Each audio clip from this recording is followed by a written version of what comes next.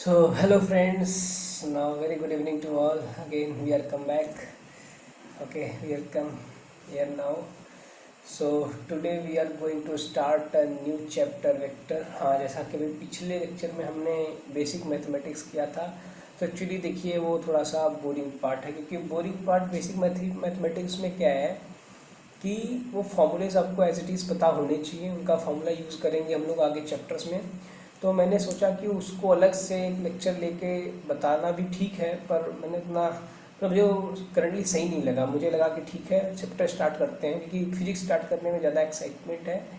तो अगर आपने कहीं से बेसिक मैथमेटिक्स पढ़ रखा है तो well and good, very good, बहुत अच्छी बात है, आपको अच्छी चीज़ें समझ आएंगी। जिन्होंने नहीं पढ़ रखा है, अगर आपको कहीं से बेसिक मैथमेटिक्स जरा सा अगर आपको कहीं कुछ मिले तो वहाँ से पढ़ लीजिए। तो अगर आप बोलेंगे तो मैं पीडीएफ एक इंसर्ट कर दूंगा फार्मूले से, जिसमें बेसिक इंटीग्रेशन और बेसिक डिफरेंशिएशन के फार्मूलेज हैं, ताकि आप उन्हें देख लें एक बार, अच्छे से उनको समझ लें। फॉर्मूलेज की बस हमें ज़रूरत पड़ेगी, बाकी तो जब भी किसी भी फॉर्मूले किसी भी बेसिक मैथमेटिक्स की चीज़ जब मैं यूज़ करूँगा तो मैंने आपको प्रॉपर एक्सप्लेन करना है। ठीक है, मैं आपको चीज़ एक्सप्लेन करूँगा कि वो फार्मूला कैसे मैं यूज़ में ले रहा हूँ उसको, और मैं उसको कैसे अप्लाई करूँगा। फॉर्मूला मैं सबको बता दूँगा उसी टाइम पे उसका यूज़ कर लेंगे। ज़रा तरीका अच्छा ही लग रहा है, क्योंकि बहुत से आई थिंक बहुत से बच्चों ने बेसिक मैथमेटिक्स पढ़ ही रखा होगा। बेसिक मैथमेटिक्स ऑलमोस्ट 10th के पास आउट होने के बाद सब लोग पढ़ लेते हैं। तो वो पार्ट में अगेन से उसको कवर करूँ इतना कुछ मुझे मतलब वो सही नहीं लगा, तो मैंने इसको डायरेक्टली एक नया चैप्टर स्टार्ट कर लिया वेक्टर। अब यहाँ से एक्चुअली हमारी फिजिक्स यहाँ से स्टार्ट हुई है। हमारे फिजिक्स का पहला चैप्टर हम जैसा मैं लेता हूँ यूनिट से डायमेंशन आता है, पर एक्चुअली यूनिट से डायमेंशन लास्ट में कवर करता है, क्योंकि हम जितना भी इसमें पढ़ते जाएंगे चैप्टर वाइज हर जगह ऐसा यूनिट आपको बताई जाएगी, डायमेंशन बताया जाएगा। तो आपको ऑलमोस्ट जब पूरा चैप्टर सिलेबस खत्म होता है तो ऑलमोस्ट आपका 50 to 60% यूनिट एंड डायमेंशन ऐसे ही खत्म हो जाता है। और पहले मैं आपको सारी यूनिट एंड डायमेंशन बता दूंगा, तो आपको मतलब ऐसे अच्छी यूनिट्स है तो आपको देख कर डर भी लगेगा और समझ में नहीं आएगा क्या है वो, तो इसलिए मैं उसको बाद में लेता हूँ। तो हाँ, का मेन फिजिक्स यहाँ से भी स्टार्ट होने जा रहा है, और अभी अब अपनी सीट बेल्ट बांध के बैठ जाइए। यहाँ से हम लोग फिजिक्स रियल में स्टार्ट करेंगे। वेक्टर से ही हम लोग अच्छे क्वेश्चंस, अच्छे से कॉन्सेप्ट यहाँ से डिस्कस करते चलेंगे, कि ये अगर छूटा है यहाँ से, ये पूरी की पूरी फिजिक्स लिंक है, मैं आपको लास्ट में दिखाऊंगा। एक भी लिंक छूटनी नहीं चाहिए, सब कुछ बेसिक से अच्छे से पकड़ के क्लियर करना है। जो ना समझ में कमेंट करिए, मैं उसको नेक्स्ट सेक्शन में कभी भी मैं आपको डाउट से लूँगा तो मैं उसको एक्सप्लेन कर दूँगा। हाँ, बेसिक मैथमेटिक्स थोड़ा सा वो है, आप उसको देखिएगा। अगर कोई प्रॉब्लम हो बताइए, मैं पीडीएफ इंसर्ट कर दूँगा डिस्क्रिप्शन में। अदरवाइज आप बेसिक मैथमेटिक्स जरा से कहीं से ओवरव्यू ले लीजिए। बहुत हर जगह बेसिक मैथमेटिक्स पढ़ा, इसमें कुछ भी रॉकेट साइंस नहीं है, अच्छे से आपको हर जगह मिल जाएगा बेसिक मैथमेटिक्स। जो मेन पार्ट है, जो फिजिक्स में जो डीप में गई हुई चीज़ें जो आपको हर जगह नहीं मिल पाएंगी या उनको खोजने में आपको देखने में प्रॉब्लम हो रही है, उनको हम लोग यहाँ से स्टार्ट करते हैं, कवर करते हैं। मेन फिजिक्स यहाँ से स्टार्ट हो रही है। ठीक है, तो पहला ही चैप्टर में मिलने जा रहे हैं वेक्टर, इस पर बहुत अच्छे से बात करेंगे पहले, फिर हम लोग आगे मूव करेंगे। तो समझिए वेक्टर है कि एक्चुअली देखिए, वेक्टर आप पढ़ेंगे मैथमेटिक्स में एक्चुअली डीप में पढ़ेंगे, लेकिन वो लास्ट में पढ़ेंगे उस समय जब फिजिक्स के वेक्टर की पूरी लाइक ख़त्म हो चुका होगा, फिजिक्स पूरा ख़त्म हो चुका हो, तब आप मैथमेटिक्स में वेक्टर पढ़ते हैं। तो उनके लिए है हमारा जो वेक्टर है, हम आपको पूरा डीप में जितना फिजिक्स में है पूरा डीप में पढ़ाएंगे। इन वेक्टर को पढ़ने के बाद आपको फिजिक्स में कहीं कोई प्रॉब्लम वेक्टर से नहीं आएगी। इनफैक्ट अगर आप ये वेक्टर से पढ़ लेते तो मैथमेटिक्स आपको 60 to 70% आपका हेल्प हो जाएगा। लाइक 60 to 70% लोग यहाँ कवर कर लेंगे वेक्टर। वो 20-30% है जो बेसिकली फोकस किया गया मैथमेटिक्स के सब्जेक्ट के लिए, वो वेक्टर का पार्ट अलग है। ठीक है, तो उसमें कुछ रूल्स है, कुछ पेपर प्रोडक्ट ऐसे करके कुछ फॉर्मूले हैं, मतलब पढ़ेंगे अलग से। लेकिन हम लोग यहाँ पे स्टार्ट करेंगे अभी वेक्टर्स, तो इसके बाद हम लोग आगे मूव करते हैं। ठीक है, तो वेक्टर है क्या, मैं स्टार्ट करने से पहले वेक्टर लाइक स्केलर और वेक्टर आपने 10th में पढ़ा होगा, बहुत सारी चीज़ें पढ़ी होंगी, है ना, कुछ चैप्टर वाइज पढ़ा होगा आपने। कई यूनिट स्केलर होती है, कई यूनिट वेक्टर होती है। जैसे डिस्टेंस क्या है, डिस्टेंस एक स्केलर क्वांटिटी है। वहीं पे डिस्प्लेसमेंट क्या है, डिस्प्लेसमेंट एक वेक्टर क्वांटिटी है। तो है क्या स्केलर वेक्टर? स्केलर वो है जहाँ पे हम सिर्फ और सिर्फ मैग्नीट्यूड की बात करते हैं। क्या कैसा सर, कैसा मैग्नीट्यूड क्या होता है बताया, एक सेकंड में सीख जाइए। तो जैसे कि मैं बताऊं कि स्केलर क्या होता है, तो सबसे पहले हमें समझना पड़ेगा कि वेक्टर की हमें जरूरत क्यों पड़ी। स्केलर, तो स्केलर ये मैग्नीट्यूड होता है। क्या होता है? Magnitude of vector, magnitude of vector quantity. Okay, जैसे मान लीजिए मैं आपको एग्जांपल देता हूँ, लेट से कि लेट से ए का होम यहाँ पे है एंड बी का होम लेट से यहाँ पे है। कार्टेशियन पे अगर मैं दिखाऊँ तो लेट से एक्स एक्सिस और ये वाई एक्सिस। तो अगर कोई बंदा सीधा बोलता है कि ए से बी में जाने के लिए हमें जैसे यहाँ से 5 मीटर जाना है, ये क्या है, एक स्केलर है, सिर्फ उसने बताया 5 मीटर जाना, उसने कोई डायरेक्शन हमें नहीं बताया। मैंने आपको कहना कि यहाँ पे बताया, पर सिंपली बोल रहा हूँ कि सीधे 5 मीटर आपको जाने पे ए से बी का घर मिल जाएगा, एक स्केलर, जहाँ पे सिर्फ और सिर्फ मैग्नीट्यूड की बात होती है। पर वेक्टर कहाँ पे आता है, जहाँ पे मैग्नीट्यूड के साथ डायरेक्शन की बात करते हैं। जैसे कि अगर आपने लाइक देखा भी हो, कई बार लोग रास्ता पूछते हैं, तो मैप आ चुका है, लेकिन कई बार लोग रास्ता पूछते हैं तो कुछ लोग बोलते हैं यहाँ से आगे जाइए 5 kilometre, then turn left, then 2 kilometre forward, then again turn right. Turn left and turn right किसके रेफरेंस में आ रहा है, आपके फ्रेम में आप चल रहे हैं, आपसे लेफ्ट, देन आप चलेंगे, फिर आपसे राइट। तो ये जो डायरेक्शन वो दे रहा है ना, वो एक दिशा दे रहा है, क्योंकि वो दिशा नहीं बताएगा तो 5 किलोमीटर 2 किलोमीटर कहाँ चलना है हमें नहीं पता। स्पेस में हम कहाँ चलेंगे, हम वो पोजीशन पे नहीं पहुँच पाएंगे। जैसे कोई एग्जांपल समझा हूँ, मैं 3 मीटर आगे चलूँ, 4 मीटर ऊपर चलूँ, ठीक है, या फिर 4 दिन कर लीजिए, बड़ा छोटा लग रहा है तो, पर क्या है मेथोलॉजी की बात करनी है, तो ऐसे चलूँ तो ये बी मिल रहा है, पर वही मैं 3 मीटर यहाँ चलूँ और 4 मीटर राइट चल लूँ तो मैं देखिए दूसरे पॉइंट पे आ गया। This is a different position. तो जहाँ पे डायरेक्शन मैटर करता हो, डायरेक्शन को चेंज करने से आपकी पोजीशन चेंज हो जाएगी। तो जहाँ पे मैग्नीट्यूड के साथ साथ डायरेक्शन असाइंड होगा, उन क्वांटिटीज़ को, उन चीज़ों को वेक्टर बोलेंगे, ठीक है। तो वेक्टर का बेसिक टर्मिनोलॉजी, वेक्टर है क्या, वेक्टर पढ़ते के बाद वेक्टर किसी भी चीज़ को मैग्नीट्यूड के साथ उसका डायरेक्शन असाइन करने के लिए बनाया गया, ताकि हम उसको परफेक्ट वे में लोकेट कर पाए। कि पॉइंट अगर आपको लिख के दिखाऊँ, कार्टेशियन प्लान में पढ़ा होगा 10th में भी, तो इसका कोऑर्डिनेट है 3,4। ये क्या शो कर रहा है, शो कर रहा है कि 3x में आपको 3 यूनिट चलना है, y में आपको 4 यूनिट चलना है। आपको ये कैसे पता चला कि ये x और ये y है, ये ऐसे पता चला कि ये हमें पता है फर्स्ट जो कोऑर्डिनेट होता है वो हमारे रेफरेंस फ्रेम में x एक्सिस है, देन अगर हमारे पास ऑर्डिनेट है जो कि y है। तो हम इसको 3, अच्छा मैं आपको आई के चक्कर बताता हूँ। तो ये हमें इस तरीके की डायरेक्शन मिल गई ना, तो वही चीज़ मैं बोल रहा हूँ, जहाँ पे डायरेक्शन गिवन होगी वो वेक्टर होंगे, ठीक है। कुछ आते हैं बेसिक फैक्ट्स पे बात करते हैं, लाइक यहाँ तक तो हो गया ये। अभी मैं आपको थोड़ा सा बताता हूँ कि अभी आपको समझना पड़ेगा इनके कुछ लाइक नोटेशंस हैं।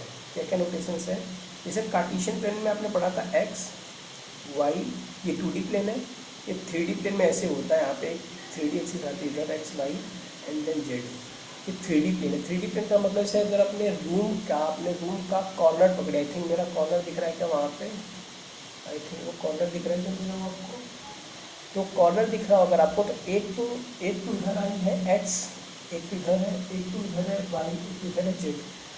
तो अब किसी भी रूम के कॉर्नर को पकड़ के वहाँ पे देखिए 3 एजेस कहीं होंगी, एक कॉर्नर 3 एजेस से बना होगा और तीनों की दोनों एक दूसरे के परपेंडिकुलर होंगे। जैसे देखिए यहाँ पे एक्स वाई क्या है, परपेंडिकुलर, जो वाई जेड है ये आपस में भी परपेंडिकुलर है, और जो वाई और एक्स है ये भी आपस में परपेंडिकुलर है, ठीक है। ये तीन की तीनों आपस में क्या है, एक दूसरे के परपेंडिकुलर है। तो ये जो x y z Cartesian plane है, इसका नोटेशन क्या है कि जैसे वहाँ पे भी मैंने लिख के दिखाया 3,4 अपने समझ लिया, तो 3x में था, 4y में था। कल को मैं नहीं बताऊँ कि x एक्सिस कहाँ है, y एक्सिस कहाँ है, मैं तो ऐसे बता सकता हूँ, लेट से ये y हो जाए, लेट से ये x हो जाए, और अगर तब मैं आपको 3,4 दूँ तो अब आप ये नहीं बोल सकते कि 3 में x है। और एक सेकेंड में मैं थोड़ी देर कैमरे को ऑफ करता हूँ टू मेक मोर स्पेस, ठीक है। तो 3,4, तो अगर मैं 3,4 बताऊँ तो आप इसको नहीं बोल सकते कि ये 3 में x है और y में 4 है, नहीं बोल सकते आप, क्योंकि अभी y ये है। तो मतलब जैसे प्रॉब्लम हो रही थी कि हमें हर बार कार्टेशियन प्लेन देखना पड़ रहा है कि कौन कितना किधर चल रहा है, तो इसलिए हमने डायमेंशन एक वेक्टर असाइन कर दिया कि जो हमने एक वेक्टर असाइन कर दिया कि जो x के साथ है उसको i कैप बोलेंगे, अगर 3 मीटर x में चल रहा है तो उसको 3i कैप बोलेंगे। i क्या है sir, i cap, I cap, ये आई कैप मतलब है आई जैसे बनाते हैं, आई बनाते हैं आई फॉर इंक, उसको आप कैप, टोपी समझ रहे हैं, टोपी ऐसे, टोपी एरो बना दीजिए ऐसे, टोपी कैप, ठीक है, इसको बोलते हैं आई कैप। तो जो ये आई कैप है ना, ऑलवेज असाइन एक्स, ओके, ये एक्स डायरेक्शन को असाइन करता है कि अगर कहीं भी 3i कैप लिखा है तो इसका मतलब 3 मीटर आई कैप यानी कि positive x axis, point to be noted, positive x axis. अच्छा सर अगर लिखा हो जैसे -3 आई कैप, इसको कैसे समझेंगे, इसको ऐसे समझेंगे कि 3 यूनिट तो चल रहा है पर आई कैप में नहीं, क्योंकि मैग्नीट्यूड तो 3 है ना, डायरेक्शन क्या थी माइनस आई कैप, मतलब ये किसको पॉइंट करेगा, पॉजिटिव एक्स इधर था ना, एरो पॉजिटिव एक्स था और ये वाला एरो पॉजिटिव आई था, इट मीन्स ये तो जेड में बताऊंगा। ये जो नेगेटिव है ये नेगेटिव एक्स है ना, इसको माइनस आई कैप बोलते हैं, ठीक है। तो जो माइनस आई कैप मतलब 3 मीटर तो चलना है पर माइनस आई में चलना है, तो ये -3 कोऑर्डिनेट जो है ना इसको बोलेंगे। तो कल को मैं कभी भी आपको कोई वेक्टर लिख के दिखाऊंगा तो मुझे ये नहीं बताना पड़ेगा कार्टेशियन प्लेन में आपका लाइक एक्स वाई जेड कहाँ है ना। यहाँ पे देखिए, यहाँ पे प्रॉब्लम हो रही थी, जो मैंने यहाँ पे एक्स एंड वाई माना था, इसमें प्रॉब्लम हो रही है एक्स एंड वाई, मुझे एक्स वाई बार देखना पड़ रहा है, तब तो मैं बता सकता हूँ कि 2,3 में 2 क्या है और 3 क्या है, एक्स और वाई कैसे असाइन करेंगे कि कार्टेशियन प्लेन को देख के। तो अगर मैं आपको असाइन कर दूँ डायरेक्शन पहले से ही, तब सीधे सीधे समझ जाएंगे क्या कि आई कैप और जे कैप क्या क्या है। तो वही एक चीज़ है इनके वेक्टर को असाइन करना। मैं आपको थोड़ा चेंज के लिए दिखाता हूँ। तो नेक्स्ट पार्ट में हमें ये समझना है कि ऐसे ही y के लिए क्या होता है सर, y के लिए होता है जे कैप, y को जे फॉर जोकर, उसके ऊपर कैप लगा देंगे तो जे कैप को असाइन करेगा। सिमिलरली जेड से होता है की कैप, के फॉर किंग, के फॉर किंग के ऊपर केप लगा देंगे, कैप टोपी पहना देंगे, के कैप बोलेंगे। कभी भी आपको ये चीज़ें मिले आई कैप जे कैप के कैप के एक्स वाई जेड के एक्सिस की रिप्रेजेंटेशन से, क्यों रिप्रेजेंटेशन आपको बता दिया कि कल को अगर मैं कभी कार्टेशियन अगर कोई पॉइंट अगर मैं आपको लोकेट करवाना चाहूँ, मैं आपसे मैं बोलूँ कि मैं आपको एक पॉइंट दे रहा हूँ, मैं वेक्टर दे रहा हूँ, उसको लोकेट करिए, तो उसके लिए सबसे पहले आपको एक्स वाई जेड कार्टेशियन पे देखना होता। देखिए अगर मैं आई कैप जे कैप के कैप के रेस्पेक्ट में दे दूँगा तो आपको नहीं देखना होगा, आप सिंपली समझ जाएंगे जो आई कैप के साथ एसोसिएटेड है वो एक्स में होगा, जो जे कैप के साथ एसोसिएटेड है वो वाई में होगा, जो के कैप के साथ एसोसिएटेड है वो जेड में होगा, आई एक्स वाई जेड। आपको इतनी बात समझ आई, इतनी बात बहुत बेसिक है, इतनी बात बहुत अच्छे से क्लियर हो जानी चाहिए मेरे हिसाब से। तो इसमें कोई से रॉकेट साइंस नहीं है, सिंपली बस मैं लिखवा देता हूँ, आप अपने कॉपी में लिख लीजिए आई कैप फॉर एक्स एक्सिस, है ना, क्योंकि ये बेसिक है, आपको पता होना चाहिए, क्योंकि हम यूज़ करेंगे भी आगे। वाई एक्सिस एंड आई जे के फॉर के एक्सिस जेड एक्सिस, ठीक है। अब लेट्स टेक एन एग्जांपल। अब मैं आपको एग्जांपल दिखाता हूँ वही कि अगर मैं आपसे पूछूं जैसे कि जो मेरा रैंडम कार्टेशियन प्लेन है, जो मेरा रैंडम कार्टेशियन प्लेन है जिसमें एक्स है वाई है जेड है, तो इसमें मैंने बता दिया एक्स यहाँ पे है, वाई यहाँ पे है, जेड यहाँ पे है। मैं बोलूँ मेरे पास कोई पॉइंट है स्पेस में 2, 3, 4। अब इसमें आपको समझ आ रहा है सर कि 2 है एक्स एक्सिस में 2 चल रहा हूँ, वाई एक्सिस में 3 चल रहा हूँ, जेड एक्सिस में 4 चल रहा हूँ। क्यों, मैंने आपको दिखा दिया ना Cartesian plane x y z. फिर आप समझते हैं क्या हो, मैं एक्स को इंटरचेंज कर दूँ वाई से, वाई को इंटरचेंज कर दूँ एक्स से, तब तो नहीं समझ पाएंगे। कहने का मतलब अगर मैं आपको प्लेन ना बताऊँ कार्टेशियन प्लेन कौन कितना यूनिट किधर है, तो आप नहीं बता पाएंगे ना कि 2, 3, 4 कौन किसमें चल रहा है। इसी चीज़ को बिना कार्टेशियन प्लेन को देखे हुए मैं कैसे असाइन कर सकता हूँ उनको, तो मैं तो वेक्टर फॉर्म में रिप्रेजेंट कर सकता हूँ। लाइक मैं जो पॉइंट है ना, जैसे ओरिजिन को डिफाइन कर लेते हैं ओ, जो पॉइंट है वो देते हैं ए, जो ओरिजिन है वो ओ है, जो पॉइंट है ए है। वेक्टर क्या है, हमारे रेफरेंस पॉइंट से उस पॉइंट तक की लोकेशन, रेफरेंस पॉइंट से उस पॉइंट तक की लोकेशन जो भी मेरा पॉइंट है। तो रेफरेंस पॉइंट ये है। एरो का सिंबल कैसा था, एरो से सिंबल तीर ऐसी होती है ना, तीर, अगर आपने तीर देखा होगा एरो तो ऐसा होता है सिंबल। तो ओ से लेकर के ए तक ये वेक्टर जा रहा है ऐसा। अच्छा, बहुत बच्चों को ये भी लग रहा होगा कि सर ये आपने कैसे ले लिया यहाँ पे, लाइक बहुत बच्चों को ये लग रहा होगा कि ये जेड और ओ एक ही साथ है क्या। नहीं, ये फिगर में दिख रहा है कि ये 2D प्लेन है, हमने 2D प्लेन में ड्रॉ किया है। एक्चुअली ऐसा नहीं है, ये जेड ना आपके जैसे मान लीजिए एक्स वाई प्लेन है ना, एक्स वाई प्लेन अगर ऐसे तो जेड इसके टिप के परपेंडिकुलर है, ठीक है, ऐसे परपेंडिकुलर है जेड। अगर एक्स वाई प्लेन है, इस प्लेन में अगर इसमें एक्स वाई है, इसके परपेंडिकुलर से जेड प्लेन है, ठीक है। तो मैं एक्स वाई प्लेन में एक्सिस ड्रॉ कर रहा हूँ, ये जो जेड है ना आपको दिख रहा है परपेंडिकुलर एक्चुअली, ठीक है, पर ये परपेंडिकुलर नहीं है, किसी एंगल पे है। आई होप मेरी बात समझ आ रही होगी। ये टिप के बाहर है, अगर 3D में इसको समझे तो बाहर है ये, ठीक है। तो ये ओ ए जेड के हिसाब से नहीं है, ठीक है। ओ जेड क्या है, ओ जेड परपेंडिकुलर है, ओ एक्स वाई प्लेन में है। जो थीटा है, थीटा ये एंगल बता रहा है। तो कहने का मतलब ये क्या है, ओ ए क्या है, ये वेक्टर है। वेक्टर का मतलब देखिए एरो, एरो क्या बता रहा है, डायरेक्शन बता रहा है कि इतना मैग्नीट्यूड है, जो भी मैग्नीट्यूड है, हम लोग इतना डिस्टेंस चल रहे हैं इस थीटा डायरेक्शन पे, तो इसको रिप्रेजेंट कैसे करेंगे, इस पॉइंट को लोकेट कैसे करेंगे वेरिएबल फॉर्म में। इस वेक्टर को, इसका जो ओके वेक्टर है मेरे पास, ओके वेक्टर, मैं इसको लिखूँगा, बताइए कैसे लिखूँगा। मैंने आपको एक सोचे यहाँ पे दिखा दिया, पर अगर कल को मैं नहीं दिखाऊँ तो अगर मैं आपको वेक्टर फॉर्म में लाइक मैं लिखूँ 2i cap plus 3j cap plus 4k cap, अगर मैं ये दे दूँ तो क्या आपको ये कार्टेशियन प्लेन ड्रॉ करना आ गया क्या? अगर आपको ये, अगर मैं आपको इस वेक्टर से, अगर मैं आपको ये वेक्टर दूँ, अगर आपको कार्टेशियन प्लेन ड्रॉ करना आ गया तो बेटा का आप मैंने जितना बोला वो समझ चुके हैं।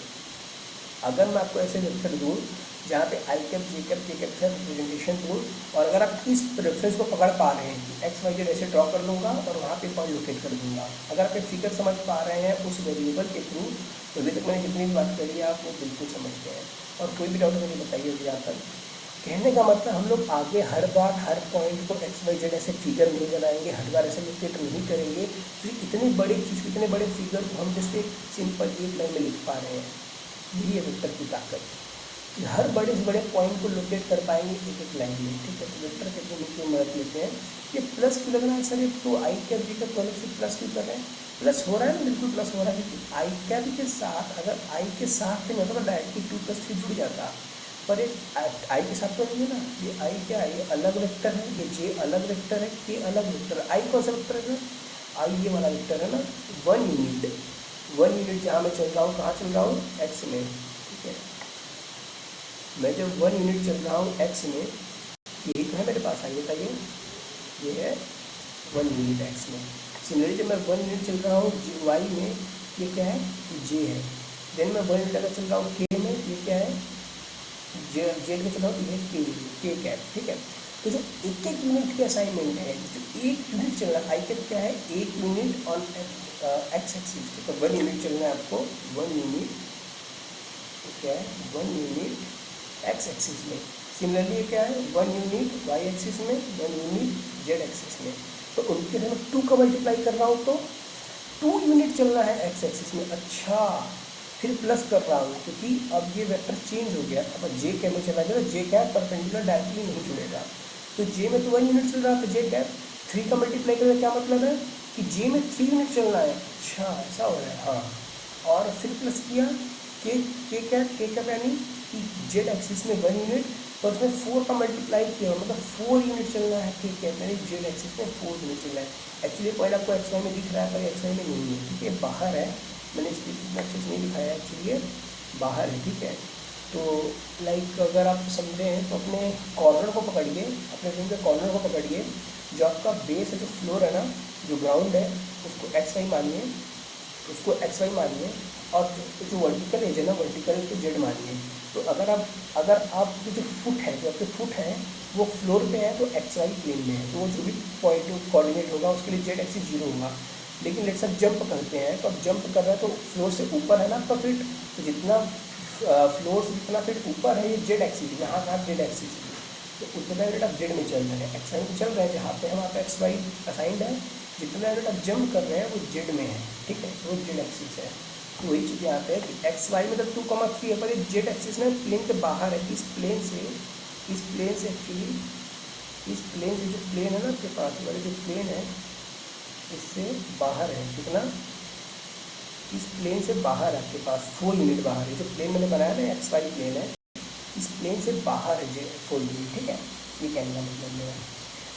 तो यहाँ तक ये सिंपल बात थी कि मैंने आपको बताया एक्स वाई जे में कैसे चीज़ों को असाइन करना है। अब मैं आपको, अगर आपको यहाँ तक मेरी बात समझ आएगी, तो मतलब वेक्टर दूँ तो आप पॉइंट लिख सकते हैं, और सिमिलरली अगर मैं पॉइंट दूँ तो आपको वेक्टर लिखना आ गया क्या। अगर मैं आपको एक पॉइंट दे दूँ, जैसे मैं पॉइंट दे दूँ और एक डायग्राम लिखा दूँ, तो क्या आप वेक्टर लिख सकते हैं? क्या इसका कन्वर्जन कर सकते हैं आप? अगर आप इतना कर सकते हैं तो हम लोग बात को आगे बढ़ा सकते हैं। अभी लाइक यहाँ तक तो आपको समझ आ गया। अब नेक्स्ट चलते हैं, एक लेवल और ऊपर उठते हैं, एक लेवल और ऊपर उठते हैं, उसमें हम लोग कवर करेंगे। अब अभी तक मैंने आपको 2 चीज़ें बताई, वेक्टर कैसे लिखना है, वेक्टर से फिगर में कैसे आना है, फिगर से वेक्टर में कैसे आना है। अब मैं आपको एक सिंपल क्यूब लेके दिखाता हूँ, जो आपका रूम है, लेट से क्योंकि अब मैं आपको कुछ प्रैक्टिस करवा दूँ इस पर, ताकि जब हम लोग इस पर आगे बात करेंगे ना, ये वेक्टर देखिए बहुत इंपॉर्टेंट चैप्टर है, आपको वेक्टर ढंग से समझ आना चाहिए। अगर ये नहीं आएगा तो ये आगे दिक्कत देंगी, आपको बहुत अच्छे से समझ आना चाहिए।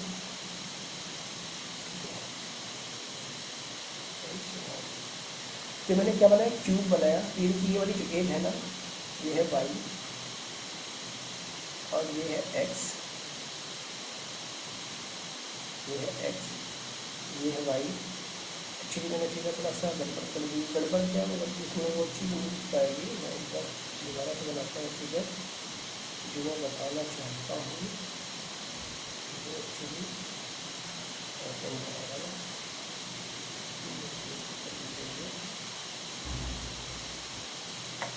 और थोड़ा इसको अपर ही लेना पड़ेगा।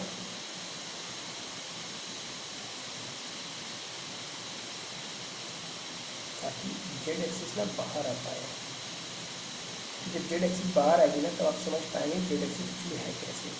तो इतनी बात समझ आई। मैं इसको कलर चेंज कर लेता हूँ, चेंज कर ले ताकि उसको एक्सिस मिले। ये जो एक्सिस है ना, ये वाली, ये है एक्स एक्सिस, यही मैं बोल रहा था। और जो ये वाली एज है ना आपके रूम की, ये है वाई, ठीक है। और जो ये है ना, ये है जेड। चलिए अब इसको विजुलाइज करिए।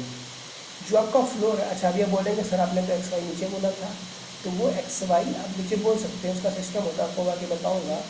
तो एक्स, अगर आप एक्स यहाँ मानेंगे तो आप इसको वाई बोल सकते हैं, इसको जेड बोल सकते हैं। क्योंकि मैंने एक्स इस वाले एक्सिस को बोला है, इस वाले एक्सिस को मैंने एक्स बोला है, इसलिए मुझे कंस्ट्रेंट होती है, इसको वाई बोलना पड़ेगा, इसको जेड बोलना पड़ेगा। मैं बताऊँगा आगे ऐसा क्यों हो रहा है, एक्स वाई कैसे मानते हैं।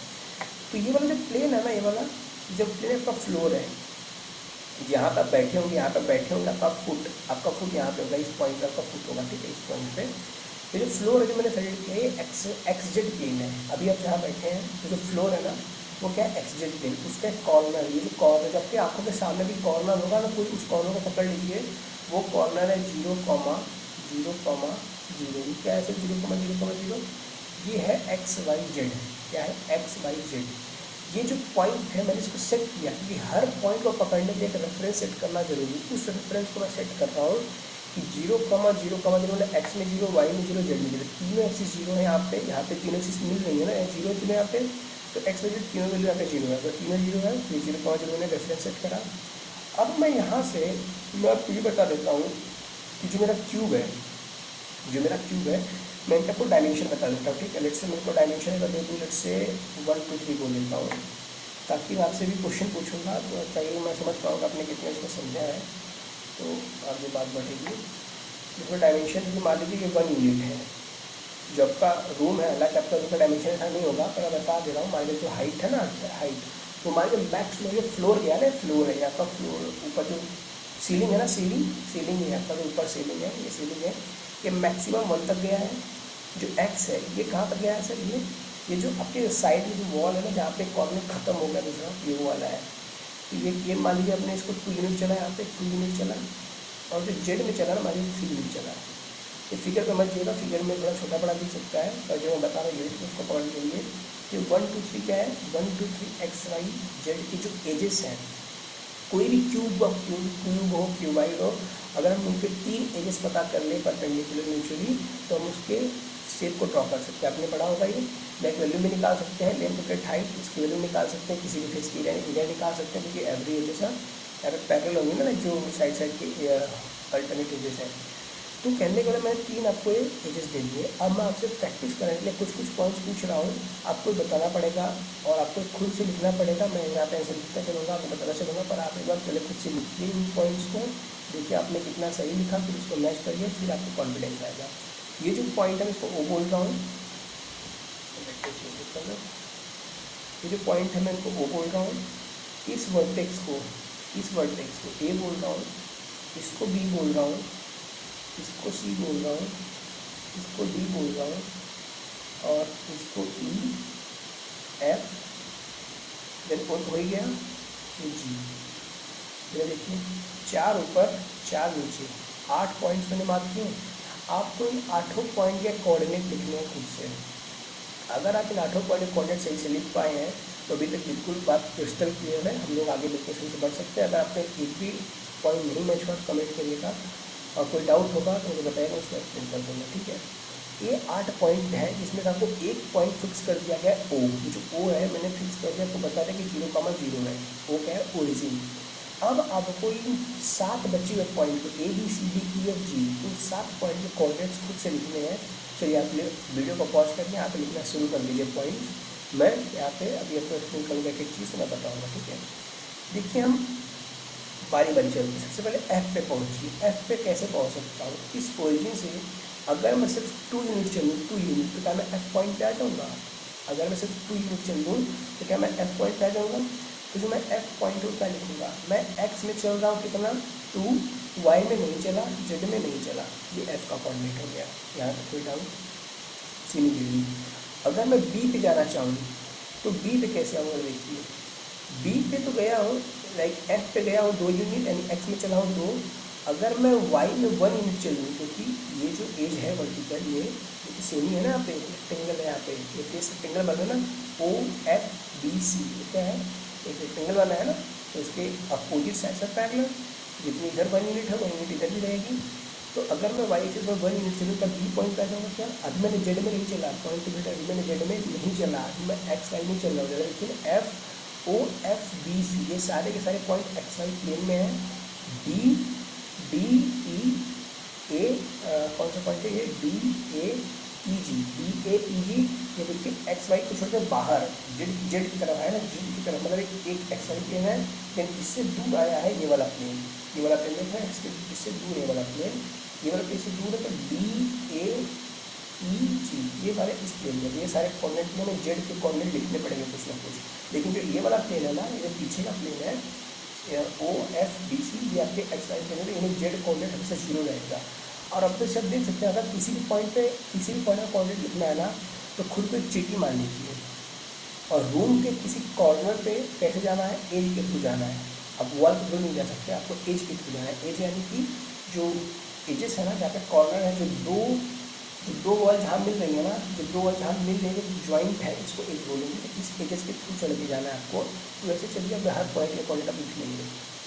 F पॉइंट पे हमने आया, F पॉइंट पे कैसे है, 2,0,0, देन B पे गया, B पे कैसे जाऊँ सर, B पे गया तो F पे तो मैं 2 चल ही रहा था, अब मुझे F से B जाने के लिए वन और चलना पड़ेगा, पर 1 X में नहीं चल रहा हूँ, X कोऑर्डिनेट फिक्स हो चुका है, लेकिन मैं X एक्सिस पे नहीं चल रहा, मैं X के परपेंडिकुलर चल रहा हूँ ना, तो मैं X में नहीं ऐड करूँगा। ये X के परपेंडिकुलर क्या है, ये Y वाला डायरेक्शन है ना, इधर क्या है, इधर Y क्या था ना, इधर क्या, ये वेक्टर देखिए, वेक्टर, ये वेक्टर और ये वाला वेक्टर क्या सेम डायरेक्शन शो कर रहे हैं। जो एरो का हेड होता है ना, जो तीर जैसा बना होता है, ये डायरेक्शन शो करता है ना, बताया था ना कि डायरेक्शन अगर सेम है तो सेम चीज़ें होंगी।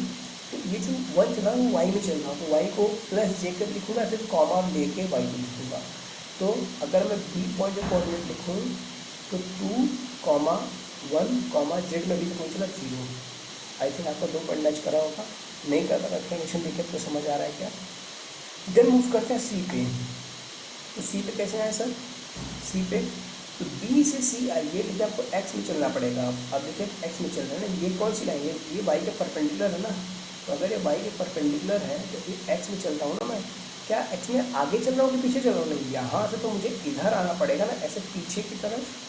X कोऑर्डिनेट तो आगे था ना, ये वाला X एक्सिस तो आगे थी, पॉजिटिव आई क्या, पहले पीछे जा रहा है, इसका एरो देखिए पीछे जा रहा हूँ, तब तो C में आया। जब मेरा एरो पीछे गया, मैं C पे तब आया ना, तो पीछे जाने का मतलब जो X में जितना भी चला हूँ उससे फर्क नहीं पड़ता, उस X में इतना माइनस हो जाएगा। मेरी बात समझ आ गई क्या, जितना कितना माइनस हो जाएगा। तो आपको पता है कि ये एज, ये पूरी की पूरी एज इसके पैरेलल है, जितनी यूनिट ये है 2 यूनिट, 2 यूनिट ये भी होगी। तो जो अगर मैं C पॉइंट मेरा कोऑर्डिनेट लिखूँ तो 2 - 2 0, 2 - 2 0, यानी X में मैं 0 चल गया। Y में मैंने नहीं चला, जो मेरा प्रीवियस पॉइंट जो B का Y पॉइंट है वही C का Y पॉइंट होगा ना, मैंने Y में चला ही नहीं अभी, तो Y में तो 1 ही है, Z में 0। समझ आ रहा है क्या, कि खुद से आपको बस अगर पॉइंट अगर आप चलने स्टार्ट कर देंगे ना, आपको खुद से हर पॉइंट की कोऑर्डिनेट आप लिख लेंगे, इसमें कोई सा रॉकेट साइंस नहीं है। अच्छा, अब अगेन से O पे आना हो तो अगेन से आप देखिए Y में नीचे चल लीजिए 1 यूनिट, तो Y में जो आपका अभी तक जो C पॉइंट का Y कोऑर्डिनेट 1 है वो भी खत्म हो जाएगा, 0,0 ओरिजिन पे आ जाएंगे। देखिए आपने एक प्लेन पूरा चल लिया, जो एक पूरा प्लेन है ना, आपने वो पूरा चल लिया। आपको नेक्स्ट प्लेन चलना है। अब जैसे बताइए मैं वहाँ से चलूँ, अगर आप बोलेंगे सर F से E जाना चाहता हूँ, वैसे भी चल सकता हूँ। अगर आप बोले B से C जाना चाहता हूँ, वैसे भी चल सकता हूँ। जैसे बोलेंगे वैसे चलूँगा, कोई दिक्कत नहीं है। मैं O से चलता हूँ, ठीक है। मैं उसे चलता हूँ पहले ओरिजिन से चलिए जरा। हमें जी पॉइंट पे आने के लिए क्या करना पड़ेगा बताइए। जी पॉइंट है 0,0,0, जी पॉइंट ओरिजिन का पॉइंट है ना, सॉरी ओ पॉइंट ओरिजिन का पॉइंट है, जी जी वाला पॉइंट ये बाहर का पॉइंट है। तो इसके लिए मुझे सिर्फ और सिर्फ जेड में चलना पड़ेगा 3 यूनिट। ये जो है पॉइंट ये जेड की तरफ मार्क कर रहा है ना, जेड का यूनिट देखिए, ये यूनिट वेक्टर है और ये यूनिट वेक्टर जेड की तरफ मार्क कर रहे हैं ना दोनों। तो जेड में मुझे 3 यूनिट आना है ना, 3 यूनिट आना है जेड में। तो अगर जेड में मुझे 3 यूनिट आना है तो मैं क्या करूँ, जेड में 3 लिख दूँ, एक्स वाई चला ही नहीं मैंने, ओरिजिन से मैं एक्स वाई में नहीं चला ना, अभी मैं सीधे जेड एक्सिस पे आ गया। तो एक्स वाई अभी भी 0 रहे। तो अगर मुझे जी पॉइंट का कोऑर्डिनेट लिखना है, जी पॉइंट का क्या लिखूँगा, एक्स तो 0, वाई तो 0, जेड में 3। और क्योंकि जेड के तरफ आ रहा हूँ, जेड का पॉइंट वेक्टर मेरा पॉइंट वेक्टर सेम डायरेक्शन इसलिए +3। अगर ये अपोजिट होता तो -3 हो जाता। ठीक है, अब चलिए ये जी पे आप आ चुके हैं, जी का आपका एक कोऑर्डिनेट आ चुका है। अब जी से अगर आपको ई पे जाना है तो अब एक्स की तरफ मूव करना पड़ेगा ना। अब जेड फिक्स हो गया ना, अब आप जेड पे नहीं चलेंगे, देखिए ये जेड फिक्स हो गया। अब ये जो पॉइंट वेक्टर है ये किसका मार्कर है, एक्स के साथ जा रहा है ना। तो अभी सिर्फ और सिर्फ एक्स में चल रहा है, कितना चल रहा है, एक्स में। तो ई पे जाने के लिए देखिए ये 2 है तो ये भी 2 होगा, अगर ये 2 है ये भी 2 होगा ना। ये नीचे का है, नीचे का रेक्टेंगल बनता है तो अपोजिट साइड का पैरेलल एंड इक्वल रेक्टेंगल है। तो ये 2 है, ये भी 2 है। तो अगर मुझे ई पॉइंट का कोऑर्डिनेट लिखना है, ई पॉइंट का, तो क्या लिखूँगा, जो जी का पॉइंट है ना उसमें 2 यूनिट एक्स में ऐड करूँगा। तो मैंने एक्स में चला है 2, वाई में चला है, देखिए वाई का 0 0 ही रहेगा यहाँ पे, जेड का 3 यहाँ पे 3 आ जाएगा। आ रही है क्या बात समझ में। जी से ई आ चुके हैं। अब चलिए कहाँ चलना है, ई के बाद कहाँ चलूँ सर, ई के बाद ए पे चलूँ, ए पे कैसे चलूँ। ई का जो भी पॉइंट है, देखिए रेफरेंस मेरा मैंने रेफरेंस ओरिजिन से फिट किया था, ओरिजिन में जी पॉइंट पे आया। अब जी पॉइंट मेरा रेफरेंस बन चुका है, तो जो भी जी पॉइंट का कोऑर्डिनेट है वो तो रहेगा, उसमें एक्स्ट्रा मैं ई पे जाने के लिए एक्स में चल रहा हूँ। वैसे अगर मुझे ओ से ई आना है, ये जो पॉइंट है ना, ये पॉइंट जो ई जी जो भी पॉइंट दिख रहा है ये एक्चुअली ओरिजिन से बता रहा है कि ओरिजिन से ई पे आने के लिए 2,0,3 चल रहा है। पर मैं उसको ब्रेक कर करके पहले ओ से जी पे आऊँगा, जी से ई पे जाऊँगा, तो मैं ई पे आऊँगा ना। ओ से ई आने के लिए क्या करना है, अगर मुझे ओ से ई आना है तो एक्चुअली तो कोऑर्डिनेट तो मैं इसका लिखा हूँ ओ से ई आने का, तो इसको मैं ब्रेक कर रहा हूँ, पहले ओ से जी जाइए देन जी से ई जाइए, ये ब्रेक कर रहा हूँ मैं। पर एक कोऑर्डिनेट किसका, ये ओ से ई का आने का कोऑर्डिनेट है ना, ये जो भी कोऑर्डिनेट मैं लिखा हूँ ये ओ से ई का कोऑर्डिनेट है, लाइक ई पॉइंट कोऑर्डिनेट है ओ के रेस्पेक्ट में, जो ओ रेफरेंस है 0,0,0 उसके रेफरेंस में। अच्छा ठीक है, तो जी हो गया, ई हो गया, मेरा रेफरेंस ई है, मैं ई पे आ चुका हूँ। ठीक है, मैं ई पे आ चुका हूँ। अच्छा ई से ए जाना है, तो अब मेरा रेफरेंस कौन है, ई। अभी मेरा रेफरेंस ई है ना, ई से ए जा रहा हूँ, ओ से भी नहीं जा रहा। एक्चुअली मैं जोड़ दूंगा सबको, ओ जी ई ए जोड़ दूंगा तो ओ से ए चला जाऊँगा ना। अगर ओ से जी है, जी से ई से ए, तो ओ से ए चला गया ना, लाइक ओ से जी से ई, तो ओ से ई आ गया। उसी तरीके से मैं सबको जोड़ दूंगा तो ओ से ए पहुँच जाऊँगा। पर ए जाने के लिए ई का जो भी कोऑर्डिनेट है उससे मुझे वाई में, क्योंकि ये जो पॉइंटिंग वेक्टर है वाई को फोकस कर रहा है ना, तो वाई में मुझे 1 यूनिट और चलना पड़ेगा। क्या वाई में मुझे 1 यूनिट और चलना पड़ेगा। तो अगर वाई में मुझे 1 यूनिट और चलना पड़ेगा तो ई का जो भी पॉइंट है इसमें मैं वाई कोऑर्डिनेट पर 1 यूनिट ऐड करूँगा। तो अगर मैं ए का कोऑर्डिनेट लिखूँ तो 2,1,3 ए का कोऑर्डिनेट आ गया। आप सारे पॉइंट अपने, पहले बोला आपको वीडियो पॉज करनी है, अगर अभी भी एक पॉइंट बचा है उसका कोऑर्डिनेट खुद से लिखिए। सारे कोऑर्डिनेट 7 के 7, 6 के 6 सारे कोऑर्डिनेट आपको खुद से लिखे होने चाहिए।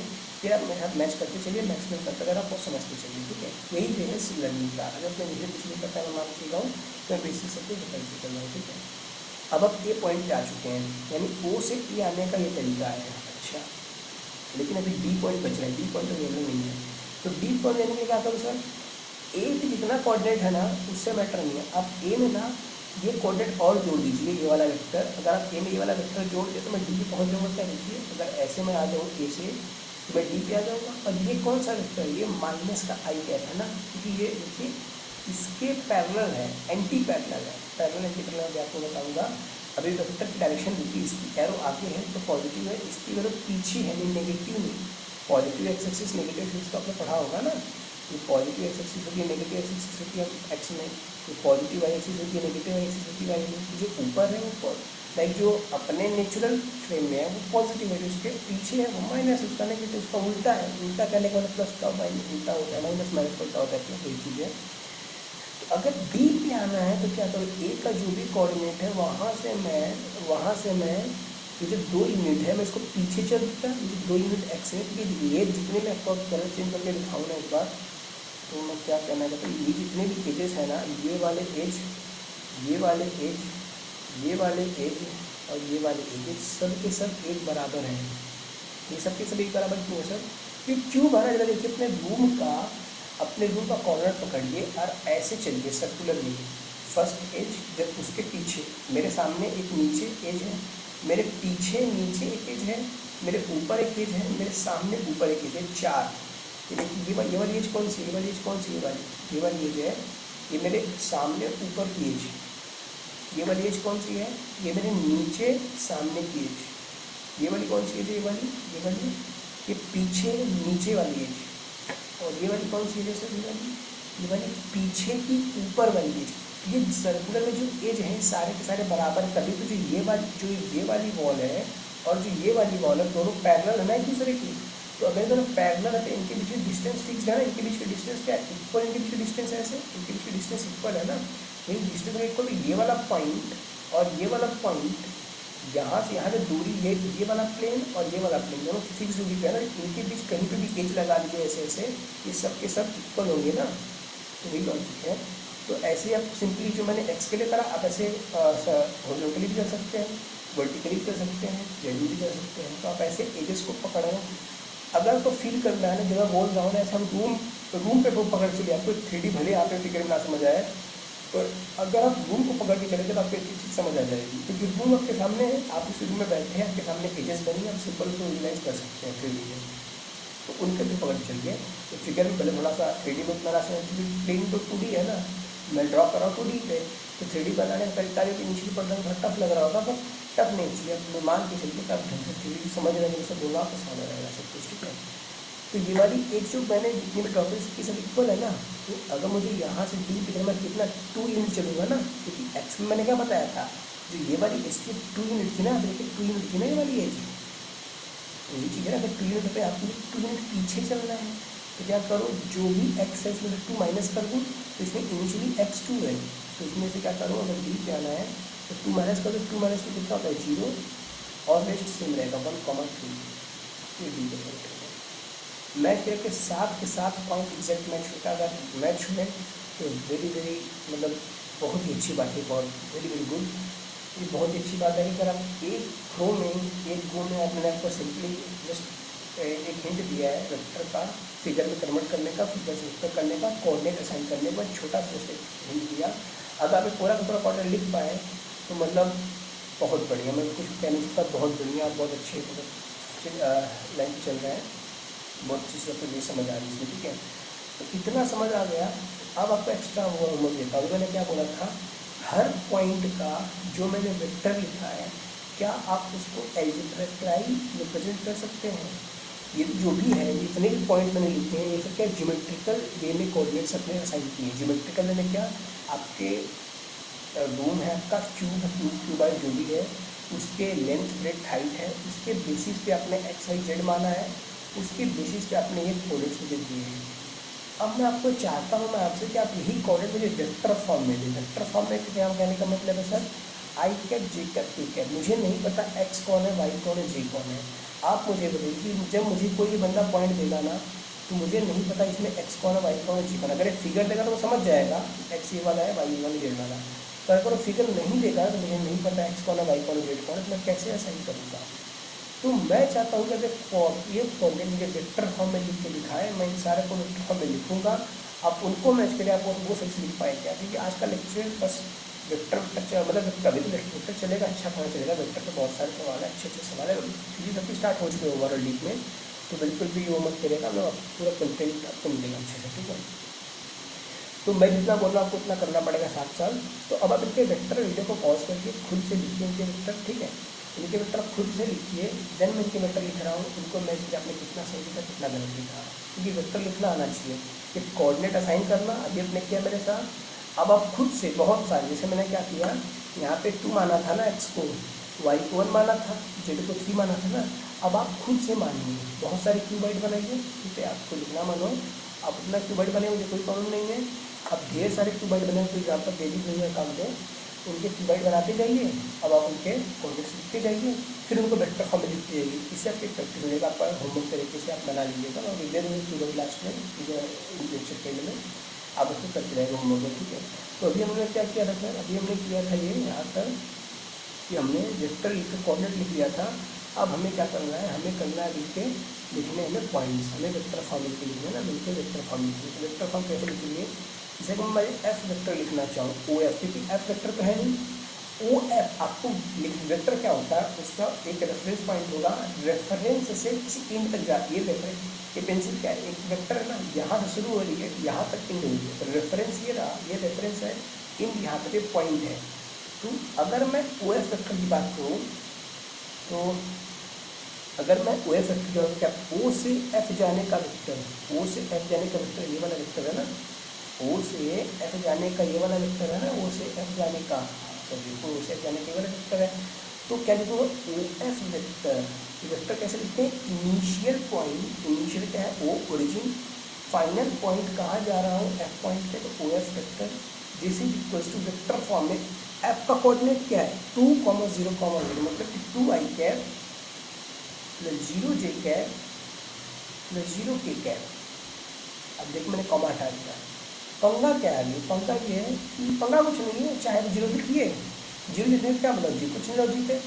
जे कैप 1 यूनिट होता है, 0 को मल्टीप्लाई करने में जे में चलना ही नहीं है। जे का क्या मतलब है, जे कैप का मतलब है वाई एक्सिस में 1 यूनिट, अगर सब 2 से मल्टीप्लाई करेंगे तो वाई एक्सिस में 2 यूनिट, अगर आप जे कैप को 0 से मल्टीप्लाई करेंगे तो क्या मतलब है, वाई एक्सिस में चलना ही नहीं है, 0 यूनिट, वाई एक्सिस पे चलना ही नहीं है, जेड एक्सिस पे चलना ही नहीं है, के 0 है, कहाँ चलना है, एक्स एक्सिस में चलना है सिर्फ 2 यूनिट, क्योंकि आई कैप होता है एक्स एक्सिस में 1 यूनिट, आपने 2 से मल्टीप्लाई किया तो एक्स एक्सिस में 2 यूनिट चलना है, ठीक है। तो मैं इसको सिंपली 2 आई कैप लिख सकता हूँ। आपको ऐसे ही सारे कॉर्डिनेट्स लिखने हैं, लास्ट में आप मैच कर लीजिएगा, मैं आपको सारे कॉर्डिनेट लिख दूंगा वेक्टर फॉर्म में, आप उनको मैच कर लीजिएगा, आपको लिखना मैच हुआ, ठीक है। अच्छा, अगर मैं ऐसे ही ओ जी लिखूँ, ओ जी वेक्टर वाला पॉइंट, ये क्या बता रहा है, एक्स में चलना ही नहीं है, वाई में चलना ही नहीं है, जेड में 3 यूनिट। अगर आप ध्यान से देखें ना तो आपको बात समझ में आएगी। ये देखिए ओ रहा है यहाँ पे, जी यहाँ पे है ना, जी यहाँ पे है, तो ओ से आपने एक्स वाई जेड में चला ही नहीं, एक्स तो इधर है, वाई तो इधर है, चलेंगे अब सीधे जेड में आ गया ना 3 यूनिट, तो आप सिंपली 0 आई कैप 0 जे कैप 3 के कैप, आप इसको 3 के कैप डायरेक्टली ऐसे लिख सकते हैं। यहाँ तक कोई डाउट, आई को आधा क्लियर है, अच्छा ठीक है। अब लिखते हैं O B vector, O B vector लिखिए सर, अच्छा बहुत बढ़िया। ओ बी वेक्टर क्या है, ओ बी वेक्टर, अभी मैं आपको पॉइंट टू वेक्टर लिखा रहा हूँ, मैं आपको वेक्टर करके भी दिखाऊंगा कैसे कैसे करना है। तो 2 में कितना चला है, 2 में चला है आई कैप प्लस 1 में चला है जे कैप, 0 जेड 0 के कैप, लिखने की जरूरत नहीं है, मैं नहीं लिख रहा, आपको बता दें एक बार कैसे करना है। सिमिलरली अगर मुझे ओ ई लिखना हो, ये वाला लिखना हो, ओ ई वेक्टर, ओ ई वेक्टर देखिए मैंने आपको कहा वाला कोऑर्डिनेट के थ्रू आपको वेक्टर फॉर्म लिखनी आनी चाहिए, ठीक है। ओ ई वेक्टर, ओ ई वेक्टर कैसे लिखूँगा बताइए, ओ ई वेक्टर क्या है, 2 में चल रहा है आई कैप एक्स में प्लस 0 जे कैप में 0 यूनिट, 0 जे कैप लिखूँ नहीं, के कैप में जेड एक्सिस में 3 यूनिट, तो 3 के कैप। अच्छा ऐसा हो रहा है, हाँ ऐसा हो रहा है, ओके देन मूव करते हैं ओ सी और ओ ए लिख लेते हैं। मैं क्या लिखें, ओ ए वेक्टर, ओ ए वेक्टर कहाँ पे है, ये वाला ओ ए वेक्टर, ओ ए वेक्टर कितना है 2 यूनिट एक्स में, 1 यूनिट जे में, 3 यूनिट के में, ठीक है। एक सेकेंड दीजिएगा मुझे, 2 यूनिट आई कैप, 1 यूनिट जे कैप प्लस 3 यूनिट ई कैप, ये हो गया ओ ए। देन अगर मैं लिखूँ ओ सी था, हाँ देखो चेक करिए ओ सी था, ओके। तो अगर मैं ओ सी वेक्टर लिखूँ, ओ सी वेक्टर, ओ सी वेक्टर क्या है यहाँ पे देखिए, यहाँ पे दिख रहा है क्या, हाँ ये दिख रहा है ना, 0 1 0, जितना है 0 यूनिट आई कैप नहीं लिखूँ लिख देता यहाँ पे, और 1 यूनिट जे कैप, के कैप में 0 यूनिट, तो इसको क्या लिखूँगा सिंपली 1 यूनिट जे कैप, 1 यूनिट जे कैप में सिंपली जे कैप लिख सकता हूँ ना, जे कैप क्या होता है 1 यूनिट इन वाई एक्सिस, तो आप जे कैप लिखिए, अब इसके साथ आपको मल्टीप्लाई कर लीजिए, इससे कोई फर्क पड़ेगा क्या, नहीं पड़ेगा, ऑब्वियस सी बात है नहीं पड़ेगा, इससे कोई फर्क पड़ेगा। तो आई होप आपको यहाँ तक क्लियर है। अच्छा, यहाँ तक तो क्लियर है। अब मुझे बात बताइए, यहाँ तक तो आपने ए वेक्टर को खुद से ट्राई किया लिख के? अगर आपके सारे वेक्टर मैच कर रहे हैं, मतलब आप यहाँ तक बिल्कुल क्रिस्टल क्लियर कुछ समझ रहे हैं। अब मैं आपको डायरेक्टली सिखाता हूँ। डायरेक्टली का वही चीज़ है कि जो मैं आपको सिंपली पॉइंट के थ्रू समझा रहा था ना, एक चीज़ मैं आपको एक एग्जाम्पल देता हूँ, आप इनको घर से ट्राई करेंगे। मैं इसकी एक कोऑर्डिनेट लिख के दिखा दूंगा, as well as coordinate form, as well as vector form. Rest आप 6 पॉइंट कोऑर्डिनेट फॉर्म में, वेक्टर फॉर्म में लिख के लाएंगे होमवर्क के बेसिस पे, ठीक है। तो एक सिंपली क्या करते हैं, क्यूब बना लेते हैं, बस वही करना है आपको। क्यूब बनाना है, अपने घर में आना है, बस अपने घर में चले जाइए, एक्स एक्सिस आ गई, ये क्यूब बन गया। क्यूब नहीं क्यूबाइड है, क्यूब में साइड क्या होती है, सेम होती है ना। ये वाई हो गया, ये जेड हो गया, जेड वाई। डायमेंशन बदल लीजिए, क्वेश्चन से ना क्या डायमेंशन रखना, कुछ भी रख लीजिए आपकी मर्जी। अगर आप बोले तो क्यूब में लिख देता हूँ, क्यूब में थोड़ा आसान हो जाएगा, तो थोड़ा सा ले देखते हैं। चलिए क्या कहो, डायमेंशन ही बदलना मेरे हिसाब से। तो चलिए बदल लेते, 2 बोल देते हैं इसको, 3 बोल देते हैं एक्स में, 4 5 बोल देते हैं जेड में, ठीक है। और नेमिंग कर लेता हूँ, नेमिंग ऐसे करता हूँ, ए बी इसका, ओ तो ओरिजिन है, सी वाला पॉइंट, डी वाला पॉइंट, ई वाला पॉइंट, एफ और ये जी। मैं आपको सिंपल ओ ए वेक्टर डायरेक्टली लिख के लिखा रहा हूँ। आपको ऐसे डायरेक्टली ओ ए वेक्टर लिखना आना चाहिए। मैंने आपको बताया था, सबसे पहले आप ओ ए का कोऑर्डिनेट लिखिए। तो ए का कोऑर्डिनेट क्या बताइए, ए का कोऑर्डिनेट कैसे, ए पे जाना, कैसे जाएंगे आप ए पे जाने के क्या तरीके हैं। आप एक्स में चलिए 3 यूनिट, एक्स में चलिए 3 यूनिट, वाई में चलिए 2 यूनिट। तो एक्स में चला 3 यूनिट, वाई में चला 2 यूनिट। किसी ने बोला नहीं आपने गलत लिखा है, या फिर जेड में 0 होगा, बोलता नहीं इसके लिए नहीं, मैं और तरीके से चलूँगा। बोला कैसे, वो बोलता है सर अगर आप इसको पहले कर लें तो क्या होगा। मैंने कुछ नहीं होगा, ए पॉइंट स्पेस में फिक्स है ना, आपका यूनिवर्स में जो भी स्पेस है, ए पॉइंट फिक्स है, रेफरेंस फिक्स है। अब कैसे भी घूम फिर के जाएंगे तो इसी पॉइंट पे, तो मिला जुला के इस पॉइंट की लोकेशन थोड़ी बदल जाएगी। इसके फ्रेम में ओ के रेस्पेक्ट में ए इतना ही दूर रहेगा तो रहेगा, ये नहीं बदलेगा। तो कैसे भी जाइए यहीं आएगा। बोलता नहीं मैं करके देखो, करके देख लीजिए।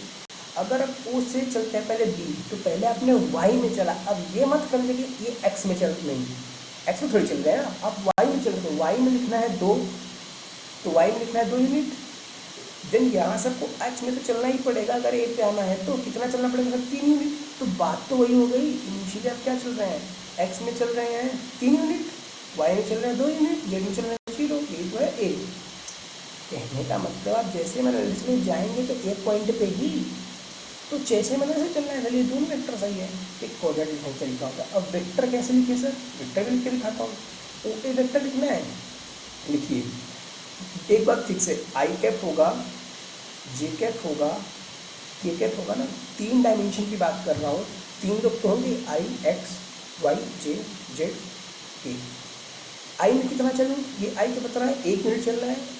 मैंने बोला नहीं ओ ए वेक्टर में कितना चला, जो ओ ए वेक्टर जाएगा वो कैसे जाएगा, ओ से सी जाएगा पहले। तो ओ से सी जाने के लिए इसने एक्स में चला सिर्फ और सिर्फ 3 यूनिट, तो 3 आई कैप, रेस्ट 0 है।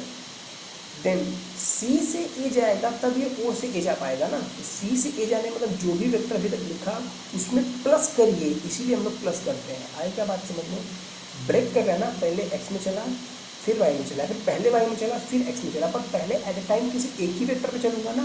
तो किसी एक वेक्टर पे चला, प्लस किया, दूसरे वेक्टर में चला। आगे पास प्लस क्यों करते हैं, प्लस इसलिए करते हैं, पहले किसी एक वेक्टर में चला, प्लस किया, दूसरे वेक्टर में चला, तब वो ए पे पहुंचा। आगे बात समझिए। तो ओ से सी जाने का सिर्फ 3 आई कैप था, प्लस करूँगा ना। अगर मैं आपसे पूछूँ ओ से सी वेक्टर क्या है सर, ओ से सी वेक्टर है सिर्फ और सिर्फ 3 आई कैप। अच्छा, और वो सी ए वेक्टर क्या है, सी ए वेक्टर, हाँ इस ये वेक्टर समझ आ रहा है, सी से ए, सी से ए, सी से ए कितना, सी से ए आपने चला सिर्फ और सिर्फ, सी से ए जाने के लिए आपने चला 2 यूनिट वाई कैप में। पॉइंट टू बी नोटेड, ये ओ से ए नहीं पूछ रहा हूँ मैं, सी से ए पूछ रहा हूँ। सी से ए जाने के लिए सी पे जो भी पॉइंट है मुझसे नहीं लेना देना, सी से ए जाने के लिए आपसे 2 यूनिट चल रहे हैं वाई कैप, मेरा वाई कैप की डायरेक्शन है ना वाई कैप, तो क्या मैं इसको लिखूँ सिर्फ 2 यूनिट जे कैप। और जब मैं दोनों को ऐड कर लूँ, लाइक ओ से सी गया, सी से ए गया, तो इनको ऐड कर लूँ, प्लस कर लूँ, तो कहाँ से कहाँ पहुँच जाऊँगा, इनको प्लस कर लूँगा तो ओ से ए पहुँच जाऊँगा ना, तो इसीलिए इनको प्लस करता है। अगर मैं इनको प्लस कर लूँ ना तो मैं ओ से ए वेक्टर पहुँच जाऊँगा। तो वही बोल रहा हूँ कि 3 आई कैप कब चल रही है एक्स में, देन 2 यूनिट चल रही है आप कहाँ पे वाई में, तो 2 यूनिट जे कैप। जेड में चला आपने नहीं, 0 पी कैप चला ही नहीं, जेड में चला ही नहीं भैया। अच्छा बहुत बढ़िया, तो ओ ए वेक्टर आ गया। अगर आपके ना भरोसा हो तो जरा इनको ऐड करिए, तो इनको जरा लिखिए ओ सी प्लस ओ ए वेक्टर लिखिए, तो ओ सी प्लस ओ ए वेक्टर कितना आएगा, ओ सी वेक्टर है सर 3 आई कैप प्लस ओ सी ए वेक्टर है 2 जे के। क्या ये वेक्टर और ये वेक्टर सेम नहीं है, क्या ये वेक्टर और ये वेक्टर सेम नहीं है, बिल्कुल सेम है सर, मज़ा आ गया। तो मज़ा आना ही है, बिल्कुल बेसिक चीज़ है, यही चीज़ है वेक्टर, मतलब ऐसा ही आपको पूरे लेक्चर में ऐसे ही मिलेगा। कुछ कुछ टर्मिनोलॉजीज आएंगे भी जो काइनेमेटिक्स में यूज होंगी, आपको अच्छे से समझाओ, याद नहीं करना है, मैं आपको समझा दूँगा, उससे आ जाएगी समझ से, लेकिन कोई बड़ी बात नहीं है। तो यहाँ तक आई डोंट थिंक कोई डाउट होगा, एवरीथिंग यहाँ तक क्लियर होगा। तो रेस्ट आपको बी ई एफ जी सी 6 पॉइंट है ना, सी का तो मैंने बता दिया। चलिए आई थिंक 7 थे, 2 चले गए, 5 पॉइंट। 5 पॉइंट को क्या करना है, coordinate form as well as vector form. और इसी वे में जैसे मैंने समझाया कि ओ से ए आने के लिए ओ से सी चलना पड़ेगा, सी से ए चलना पड़ेगा, इन दोनों को ऐड कर लूँगा तो ओ से ए आ जाऊँगा। तो ऐसे ऐसे समझ समझ के लिखिए, आपको फुल प्रैक्टिस हो जाएगी। अगर एक बार आपने क्यूबाइड पे ऐसे डायगोनली या फिर कैसे भी अगर आपने वेक्टर फॉर्म कोऑर्डिनेट फॉर्म लिखना सीख लिया ना, वेक्टर बहुत हेल्प मिल जाएगी आपको, ठीक है। तो इतना ही था कोऑर्डिनेट को लोकेट करने का वेक्टर फॉर्म में, as well as Cartesian form का जो भी कॉमा फॉर्म है, कॉमा सेपरेटेड फॉर्म, इतना ही है। नेक्स्ट नोट करते हैं, कुछ टर्मिनोलॉजीज हैं आगे बहुत कम आएंगी, तो उनको लिख देता हूँ, उनको लिखवा देता हूँ मैं आपको। जैसे क्या टर्मिनोलॉजी है वैसे बता देता हूँ, कुछ है जैसे मान लीजिए 2 चीज़ें, पैरेलल होता है, पैरेलल वेक्टर क्या होता है, पैरेलल वेक्टर ये क्या होता है सर, पैरेलल वेक्टर, पैरेललोग्राम पढ़ा होगा आपने, आई थिंक पैरेललोग्राम तो पढ़ा होगा क्लास 10 में, 9th में होगी आपको। पैरेलल क्या मतलब है, एक लाइन के पैरेलल जो इंटरसेक्ट ना करे एक प्लेन में, क्योंकि अगर आप ये 3D की बात करोगे स्क्यू लाइन्स हो जाती है, तो 3D स्पेस में जो 3D में बहुत लाइन हो जाती है। मान लीजिए एक लाइन ये है, दूसरी लाइन ये है, तो पैरेलल है, यदि आपको फिगर में कटती हुई लगेगी पर कट नहीं देखिए, यहाँ कटेंगी, यहाँ पे मैं इसको दूर कर लूँगा, अब कट नहीं, ये लाइन इधर जा रही है, ये लाइन इधर जा रही है, कट नहीं है क्या दूसरे को, नहीं फिगर में भले रहा कट रही भी, अभी देखिए नहीं कट रही है, तो वो 3D में दिखने का तरीका है। तो स्क्यू लाइन्स है कि 3D में। पैरेलल का क्या मतलब है, इनका जो वेक्टर है ना, क्योंकि इसका वेक्टर इधर जा रहा है, इसका वेक्टर इधर जाता है, वेक्टर सेम नहीं है तो पैरेलल नहीं है। अगर मैं वेक्टर को सेम कर दूँ ऐसे ही, अब ये पैरेलल हो गए, कट तो ये भी नहीं है पर ये पैरेलल है। पैरेलल का क्या मतलब है, इनका वेक्टर सेम हो गया, जिधर ये जा रही है, इसका टिप जिधर है इसका भी टिप उधर, ये देखिए सेम डिस्टेंस कभी कट नहीं कर रही है। अगर ये ऐसे हो जाए तो ये आगे जाके कट जाएगी, क्योंकि ये आगे इधर ही आ रहा है, सेम प्लेन में क्या कट गया, ये इस वाले पॉइंट पे कट गया ना यहाँ पे, तो कटना नहीं चाहिए। ऐसे है पैरेलल, ये भी इधर जा रहा है इधर, तो कभी इन्फिनिटी से इन्फिनिटी तक कहीं चला जाए नहीं कटेंगे, ये कटेंगे ही, पैरेलल है। और इनके वेक्टर सेम डायरेक्शन, उसको पैरेलल वेक्टर्स क्या बोलते हैं, इनको पैरेलल वेक्टर। जब 2 वेक्टर आपको सेम डायरेक्शन में ऐसे दिखाई दे, लेट्स से ए वेक्टर, इनका नाम बोलिए बी वेक्टर, तो क्या बोलेंगे, A vector is parallel with, parallel का सिंबल है बी वेक्टर। यहाँ तक कोई डाउट? अच्छा, फिर क्या होता है एंटी पैरेलल, क्या होता है एंटी पैरेलल, एंटी पैरेलल समझते हैं। एंटी पैरेलल से नाम में ही समझ आ रहा है, एंटी पैरेलल नहीं बोलते, मेरे एंटी रहता है तू, एंटी मतलब अपोजिट, मैं जो करना चाहूँ उसकी उल्टा तुम करो। अगर ये बंदा इधर जाने की कोशिश करा तो मैं इसके उल्टा चलूँगा, इसकी टिप इधर है, इधर जा रहा है, इसकी टिप इधर थी पैरेलल थी, पलट दिया, अब ये इधर जाएगा लेकिन कटेगा नहीं। अगर किसी एंगल को जैसे अगर ऐसे एंगल को जाना तो आगे नीचे कट जाएंगे ऐसे, तो ये कट गई, कटनी नहीं चाहिए। ये पैरेलल हो मतलब ऐसे हो, इनके बीच की डिस्टेंस फिक्स हो, इनके बीच की डिस्टेंस फिक्स होनी चाहिए, डिस्टेंस फिक्स है, इसका टिप यहाँ है इधर जा रही है, इसका टिप यहाँ इधर जा रही है, ये ऐसे निकलेंगी, कभी कटेंगी नहीं, कभी कटेंगी नहीं, ये एंटी पैरेलल है। तो अगर कभी आपको ऐसे दिखे कि ए वेक्टर हो इधर और बी वेक्टर इसके अपोजिट, टिप के टिप डायरेक्शन शो कर रहा है ना, टिप बी वेक्टर है इधर, ये वेक्टर समझ आ रहा है। जो किसी भी सिंबल के ऊपर जो एरो लगाते हैं ना, किसी भी सिंबल के ऊपर, जैसे कि जो सिंबल में लगा ए, इसके ऊपर एक एरो लगा दिया, एरो के वेक्टर बन गया। वेक्टर कैसे बन गया? एरो क्या है? एरो वेक्टर है। तो ये सिंबल तो इसका मतलब वैल्यू है, कोई चीज़ है, कोई थिंग है, कोई ऑब्जेक्ट है, कोई मैग्नीट्यूड है, उसके ऊपर वेक्टर लगा रहा है। टोपी, टोपी नहीं है, टोपी नहीं, वेक्टर है, एरो है, एरो, छोटा सा तीर। किसी भी चीज़ के ऊपर छोटा सा तीर लगा देंगे तो वेक्टर है। जैसे फोर्स, ये फोर्स मैग्नीट्यूड है, मैग्नीट्यूड है ना, 5 न्यूटन 6 न्यूटन, ये वेक्टर लगा दिया ऐसे छोटा सा एरो, ये वेक्टर बन गया। अभी मैं इसको डायरेक्शन दे के लिखूँगा, 5 न्यूटन एक्स कैप में, आई कैप में, 4 न्यूटन जी कैप में, ऐसा डायरेक्शन दे के बोलूँगा, ठीक है। ये है वेक्टर का रोटेशन है। ये क्या है? A is antiparallel, antiparallel, parallel ठीक, क्या समझ जाएंगे बी वेक्टर, ठीक है। डोंट समझ कुछ टफ है के लिए। तो पैरेलल एंटी पैरेलल समझ आ गया, पैरेलल एंटी पैरेलल समझ आया, ठीक है। तो एंटी पैरेलल भी इतना कुछ टफ नहीं है, पैरेलल एंटी पैरेलल समझ आ गया। अच्छा, अभी क्या किया जाए? तो अभी जैसे लाइक एक और फॉर्म होती नोटेशन की, जैसे एक्स वाई जेड क्या है, कार्टेशियन फॉर्म है ना। पर अगर आप लाइक कभी लोकल एरिया में गए हो, लाइक विलेज में गए हो, तो किसी से रास्ता पूछे तो थोड़ी बोलता है कि 2 मीटर एक्स एक्सिस में चल लीजिए, देन 3 मीटर वाई एक्सिस में चल लीजिएगा, देन 4 मीटर माइनस वाई में चल लीजिएगा, है थोड़ी बोलता, क्या बोलता है? 2 मीटर नॉर्थ में, दक्षिण हिंदी में, देन 4 मीटर बोलता है पूरब यानी ईस्ट में, तो ईस्ट वेस्ट नॉर्थ साउथ, पूरब पश्चिम उत्तर दक्षिण, ये हिंदी है और इंग्लिश है। तो गाँव में कैसे बोलते हैं लोकल एरिया में, और हमारे मतलब जो ठीक है जो मैथमेटिक्स पढ़ रहे हैं उन्हें वेक्टर तो पता है, एक्स आई के जेड पढ़ा है। जो बीकॉम पढ़ रहा है, जो आर्ट्स पढ़ रहा है, उसे तो नहीं पता है एक्स वाई जेड क्या है, उसे तो नॉर्मल चीज़ें पता है ना। मैथ में क्या दिखाता है? East west north south 4 direction होती हैं, इन 4 डायरेक्शन में कैसे रिप्रेजेंट करके। एक और नोटेशन है, एक और नोटेशन है वेक्टर की, जो कि एक्चुअली क्वेश्चन में आता है। ऐसा नहीं कि क्वेश्चन नहीं आता, क्वेश्चन मतलब मैं यहाँ पे नहीं करा था, ठीक है। क्वेश्चन में आते हैं, जेईई क्वेश्चन में आते हैं, और मैं सच बताऊँगा तो एक्स वाई जेड में बच्चों को बिल्कुल दिक्कत नहीं है, 100% कर लेते हैं। पर जैसे नॉर्थ ईस्ट वेस्ट साउथ में बोलता है एंगल देखे ना, मतलब 50 to 60% बच्चा गया, एंगल नहीं समझ आता, रट के जाते हैं कहाँ का एंगल, कैसे एंगल। मैं आपको बहुत नया ट्रिक बताऊँगा, याद हो जाएगा, कोई इसमें ट्रिक नहीं है। ऐसे एंगल देता है like 45 degree north of west, तो बताइए कहाँ होगा वो vector? 45 degree north of west, ऐसे क्वेश्चन आते हैं, बिल्कुल न्यूज़ में आते हैं क्वेश्चन भर करके, तो बच्चों को समझ नहीं आता। मैं आपको समझाता हूँ कैसे होता है। तो सबसे पहला क्या है कि हम ईस्ट वेस्ट नॉर्थ साउथ बनाएं। तो इतना तो पता होगा क्योंकि ईस्ट इधर है तो वेस्ट इसके पीछे होता है ना। ईस्ट पूरब के पीछे पश्चिम, मेरे सामने अगर ईस्ट है तो मेरे पीछे क्या होगा? वेस्ट। अच्छा, अगर ईस्ट वेस्ट देखना होगा, जो सामने जो ईस्ट है ना, पीछे वेस्ट है, राइट साइड जो राइट हैंड है, राइट वो होता है दक्षिण, आई थिंक साउथ, ठीक है। तो ईस्ट के दक्षिण इधर है ना, तो नीचे अगर ईस्ट की तरफ मैं फेस करूँगा तो राइट हैंड आएगा इस तरफ नीचे, साउथ, ये हो गया साउथ। देन लेफ्ट हैंड की तरफ आएगा वेस्ट, सॉरी क्या बोला, नॉर्थ, उत्तर दक्षिण।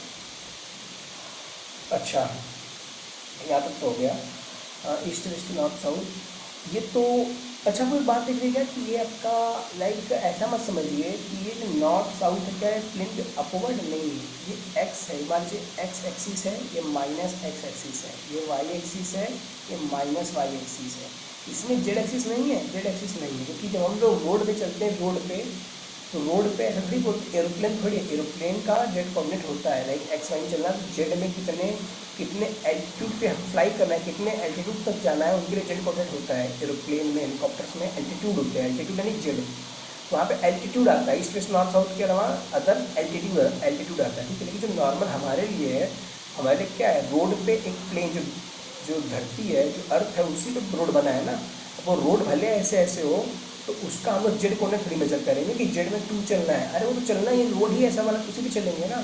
तो यहाँ पे जेड एक्सिस नहीं होता है, simply east west north south में प्लेन में है ना, जो भी पूरा प्लेन आपका जो एरिया है उसी पे रोड बना है ना, तो east west north south simple plain में होते हैं। इसमें टॉप व्यू के लिए एल्टीट्यूड आता है, तो हमारे अभी इसमें नहीं आता है, ठीक है, वो एरोप्लेन एरोप्लेन के लिए है। तो लेट्स से कुछ एंगल तरीके होते हैं, इनके जो बीच की लाइन है ना, ये वाली लाइन क्या देखिए, ये टोटल 90 डिग्री है, ये 45 डिग्री होगा क्या, 45 डिग्री, ये भी 45 डिग्री हो गया, हाँ बिल्कुल sir 45 degree vertically opposite angle. Similarly क्या इधर भी हो जाएगा ऐसे, हाँ बिल्कुल होगा ना, ये भी 45 डिग्री, ये भी 45 डिग्री। मैंने इन 4 सेक्शन को ना 8 सेक्शन में बांट दिया, 8 सेक्शंस में डिवाइड कर दिया। ये 90 डिग्री शो कर रहा है, इनके मिड एंगल जो बांट रहा है एंगल एक्सिस, इनको मिड पॉइंट पे बांट रहा है, डिवाइड कर रहा है, वो 45 डिग्री है, ठीक है। इनको लिखने के तरीके क्या है, ये जो डायगोनल एंगल है ये किसके बीच आ रहा है, ये नॉर्थ और ईस्ट का मध्य भाग है, मिडल पार्ट है, नॉर्थ और ईस्ट का मिडल पार्ट है, मध्य भाग, ना तो नॉर्थ का है ना तो ये ईस्ट का है, ईस्ट तो ये है, नॉर्थ तो ये क्या है सर, ये है नॉर्थ ईस्ट, आई बात समझ में, ये नॉर्थ भी है ईस्ट भी है, दोनों का मिलन जहाँ पे हो रहा है ना, लाइक इसके अपवर्ड नॉर्थ के करीब है आप, इसके इधर ईस्ट के बहुत नज़दीक है आप, पर यहाँ पे दोनों सेम डिस्टेंस पड़ रहा है, इन दोनों का क्या मिलन है, संगम है, ठीक है, ये नॉर्थ ईस्ट है। सिमिलरली ये क्या है सर, ये बता दीजिए, अब बता दीजिए आप ये क्या है, ये वेस्ट साउथ है या फिर साउथ वेस्ट बोल लीजिए, एज डिपेंड ऑन नो, इस पर कोई लाइक एंगल 45 डिग्री है, तो south west equal to west south, ये दोनों से एंगल से है ना, जितना डिग्री वेस्ट से है उतना डिग्री साउथ से भी है, तो south of west west of south दोनों सेम है, लेकिन आगे ऐसा सेम नहीं है, जब एंगल चेंज होगा 60 डिग्री 30 डिग्री तो वहाँ पर डिफरेंट आएगा, ठीक है। तो ये क्या हुआ सर, ये हो जाएगा नॉर्थ वेस्ट या फिर वेस्ट नॉर्थ, जो भी अच्छा लगे बोल दीजिए। देन ये क्या है सर, ये हो जाएगा साउथ ईस्ट या फिर ईस्ट साउथ, जो भी बोलना है बोले। ये बीच में स्लैश देना जरूरी है, स्लैश क्या बताता है कि दोनों का लाइक मिलन हो रहा है, ठीक है, लाइक दोनों मीट कर रहे हैं वहाँ पे, तो यहाँ पे ये मिडल पार्ट है दोनों का, ठीक है, मध्य भाग है, ना तो ईस्ट है ना तो वेस्ट है, ना तो नॉर्थ है ना तो साउथ है, दोनों का मिलन है वहाँ पे, ठीक है। तो इतना तो हो गया, लेकिन अब दिक्कत वाली जो मेंस में क्वेश्चंस आते हैं उस पर चर्चा करते हैं। दिक्कत कहाँ थी, तो यहाँ पे तो समझ आ गया, आप जो बताएं बिल्कुल वहाँ पे तो समझ आया। प्रॉब्लम कहाँ थे मुझे ये बताएं, प्रॉब्लम मैं थोड़ा सा फिगर हटाता हूँ, यहाँ पर मैं स्पेस यूज करूँगा, तो प्रॉब्लम यहाँ आएगी जब मैं एंगल चेंज करूँगा। लेकिन अज्यूम मैं ये सेम क्वेश्चन दूंगा बट मैं एंगल चेंज करूँगा। अभी ये ईस्ट है, ये वेस्ट है, ये नॉर्थ है, ये साउथ है। मैं बोलता हूँ ये एंगल लेट से 30 डिग्री, लेट से ये 5 मीटर का मैग्नीट्यूड है 30 डिग्री की। इसको मैं कैसे बोलूँ, जरा बताइए, इसको मैं कैसे बोलूँ, क्या मैं इसको बोल सकता हूँ, क्या बोलूँ जरा बताइए आप। देखिए आपको समझना पड़ेगा ऑफ का मतलब, लाइक अगर मैं बोलूँ नॉर्थ ऑफ ईस्ट, इसका क्या मतलब, नॉर्थ का ईस्ट, मतलब पहले नॉर्थ पे रहना है, वहाँ से ईस्ट की तरफ जाना है। देखिए ये मैं जो लैंग्वेज लिखवा रहा हूँ ना, बहुत ध्यान से इसको पढ़िएगा। देखिए कि ये पक्का मेंस में आता है, मोस्ट प्रोबेबली आ भी सकता है, क्योंकि हर क्वेश्चन आते हैं बच्चे गलत करके आते हैं तो समझ नहीं पाते हैं। ये जो ऑफ है ना, ऑफ मैं थोड़ी कैमरा ऑन करता हूँ, शायद आपको ऐसे ऐसे ही दिख रहा होगा, तो ठीक है, ओके। तो ये जो ऑफ है ना, ऑफ क्या बता रहा है, ऑफ ये बता रहा है कहाँ से कहाँ तक, कहाँ से कहाँ तक, नॉर्थ से साउथ, नॉर्थ से ईस्ट तक, ठीक है, नॉर्थ से साउथ तक नहीं, बहुत दूर है, जाएंगे उसमें चलेंगे, नॉर्थ से साउथ में चलेंगे। ऐसे का मैं बोलूँ east of north, east of, एक सेकेंड, अगर मैं बोलूँ ईस्ट ऑफ नॉर्थ, इसका क्या मतलब, ईस्ट से नॉर्थ, ईस्ट से नॉर्थ, पहले ईस्ट एक्सिस पे रहिए, वहाँ से नॉर्थ पे जितना डिग्री दिया उतना डिग्री। जैसे अगर मैं बताऊँ तो अगर मैं 30 डिग्री की बात करूँ, ये क्या है, ये ईस्ट एक्सिस है ना, ये ईस्ट वाली एक्सिस है, यहाँ से क्या मैं नॉर्थ की तरफ बेंड हुआ, मुड़ा हो रहा है, ऐसे ऐसे घुमा हूँ, दिख रहा है फिगर में, वेरी गुड, बढ़िया हुआ दिख गया। तो ये घुमा हुआ है ना नॉर्थ की तरफ, क्या है, ईस्ट से नॉर्थ जाना है 30 डिग्री, ईस्ट से नॉर्थ, नॉर्थ ऊपर जा रहा हूँ, नॉर्थ से ईस्ट नहीं जा रहा हूँ, रेफरेंस पर जो नियरेस्ट क्लोजेस्ट है ना उसको पकड़ना है, जहाँ दूर जा रहे हैं जिसकी तरफ जा रहे हैं वो बोलेंगे। ईस्ट क्या है, नियरेस्ट क्लोजर है, वहाँ से नॉर्थ की तरफ जा रहा हूँ तो ईस्ट से नॉर्थ की तरफ जा रहा हूँ, तो इसको क्या बोलूँ, अगर इस एक्सिस को क्या बोलूँ, अगर मैं O1 को रिप्रेजेंट करूँ, O1 को अगर मैं वेक्टर फॉर्म में रिप्रेजेंट O1 नहीं लिखा, नीचे लिखता हूँ, O1 का रिप्रेजेंट करूँ तो O1 क्या है, वो है 5 मीटर, 5 मीटर चलना है, कैसे 30 डिग्री, 30 डिग्री क्या है ये, 30 डिग्री नॉर्थ है किसका, ईस्ट का, 30 degree north of east, like east है ना, ईस्ट का नॉर्थ किधर है, ईस्ट का नॉर्थ ऊपर है ना, तो 30 डिग्री नॉर्थ ऑफ ईस्ट। आई क्या बात समझ में, 30 डिग्री नॉर्थ ऑफ ईस्ट, इसका क्या मतलब है कि 30 डिग्री चलना है, ये क्या नॉर्थ, नॉर्थ किसका, नॉर्थ किसका, ईस्ट का, ईस्ट का नॉर्थ, ये ईस्ट है ना, ईस्ट के दो पार्ट हैं, ईस्ट का नॉर्थ भी है, नॉर्थ इधर है, ईस्ट का साउथ नीचे है, तो 30 डिग्री नॉर्थ किसका, नॉर्थ, नॉर्थ भी दो लोगों का है, नॉर्थ बटा हुआ दो लोगों में, नॉर्थ बोलेगा मैं तुम्हारा नहीं हूँ, मैं दो लोगों का हूँ, वेस्ट का भी हो सकता हूँ, ईस्ट का भी हो सकता हूँ, लेकिन नॉर्थ तो है, पर किसका नॉर्थ है, वेस्ट वाले नॉर्थ का या फिर ईस्ट वाले नॉर्थ का।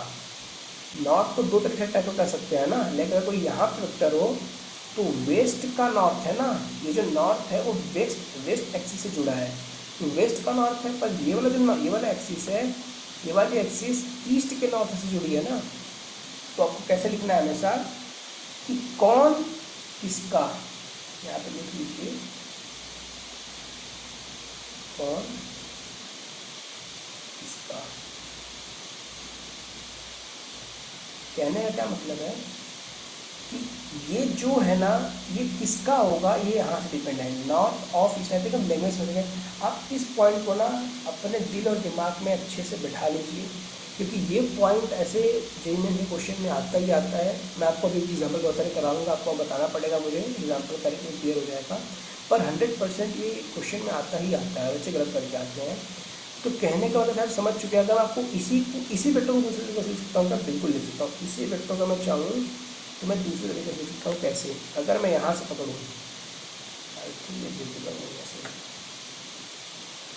कौन सा कलर में ले लो, ये एंगल कितना हो जाएगा, ये 60 डिग्री हो जाएगा, 60 डिग्री, क्योंकि 30 डिग्री उधर का 60 डिग्री हो जाएगा ना नॉर्थ से। अब ये क्या है, ये क्या है, ये नॉर्थ से जा रहा है ना, ये नॉर्थ इसकी क्लोजेस्ट है, तो नॉर्थ से किधर आया है, ईस्ट की तरफ आया ना, तो क्या बोलूँगा, ईस्ट है किसका, ईस्ट दो लोगों का है, ईस्ट नॉर्थ का भी हो सकता है, ईस्ट साउथ का भी हो सकता है, ईस्ट नॉर्थ का भी हो सकता है और ईस्ट साउथ का भी हो सकता है, पर ईस्ट किसका, ईस्ट ये नॉर्थ का, तो क्या बोलूँगा 60 डिग्री आना है किधर, ईस्ट में, किसके, किससे, नॉर्थ से, तो 60 डिग्री ईस्ट ऑफ नॉर्थ। हरी बात समझ में, अगर मैं इसको लिखूँ, इसी सेम वेक्टर को मैं लिख सकता हूँ 5 metre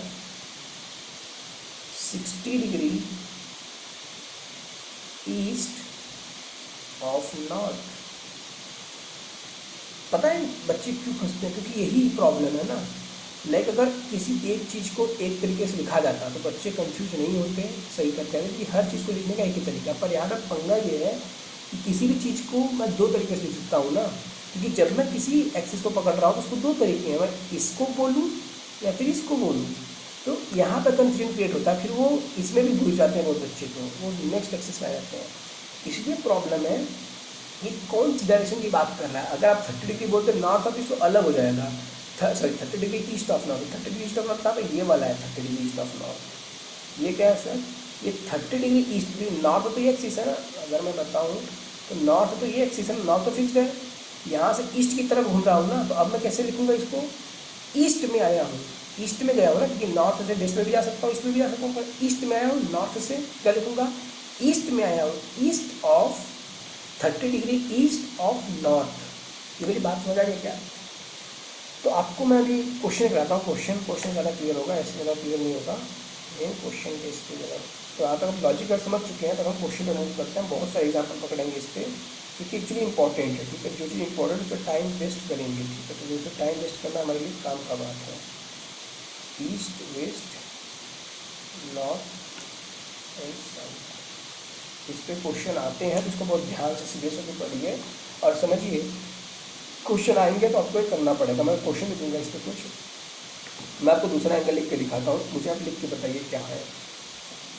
let us assume 20 degree, और अभी आप मैग्नीट्यूड को भूल जाइए। मैग्नीट्यूड मैंने बता दिया ना कैसे लिखना है मैग्नीट्यूड को।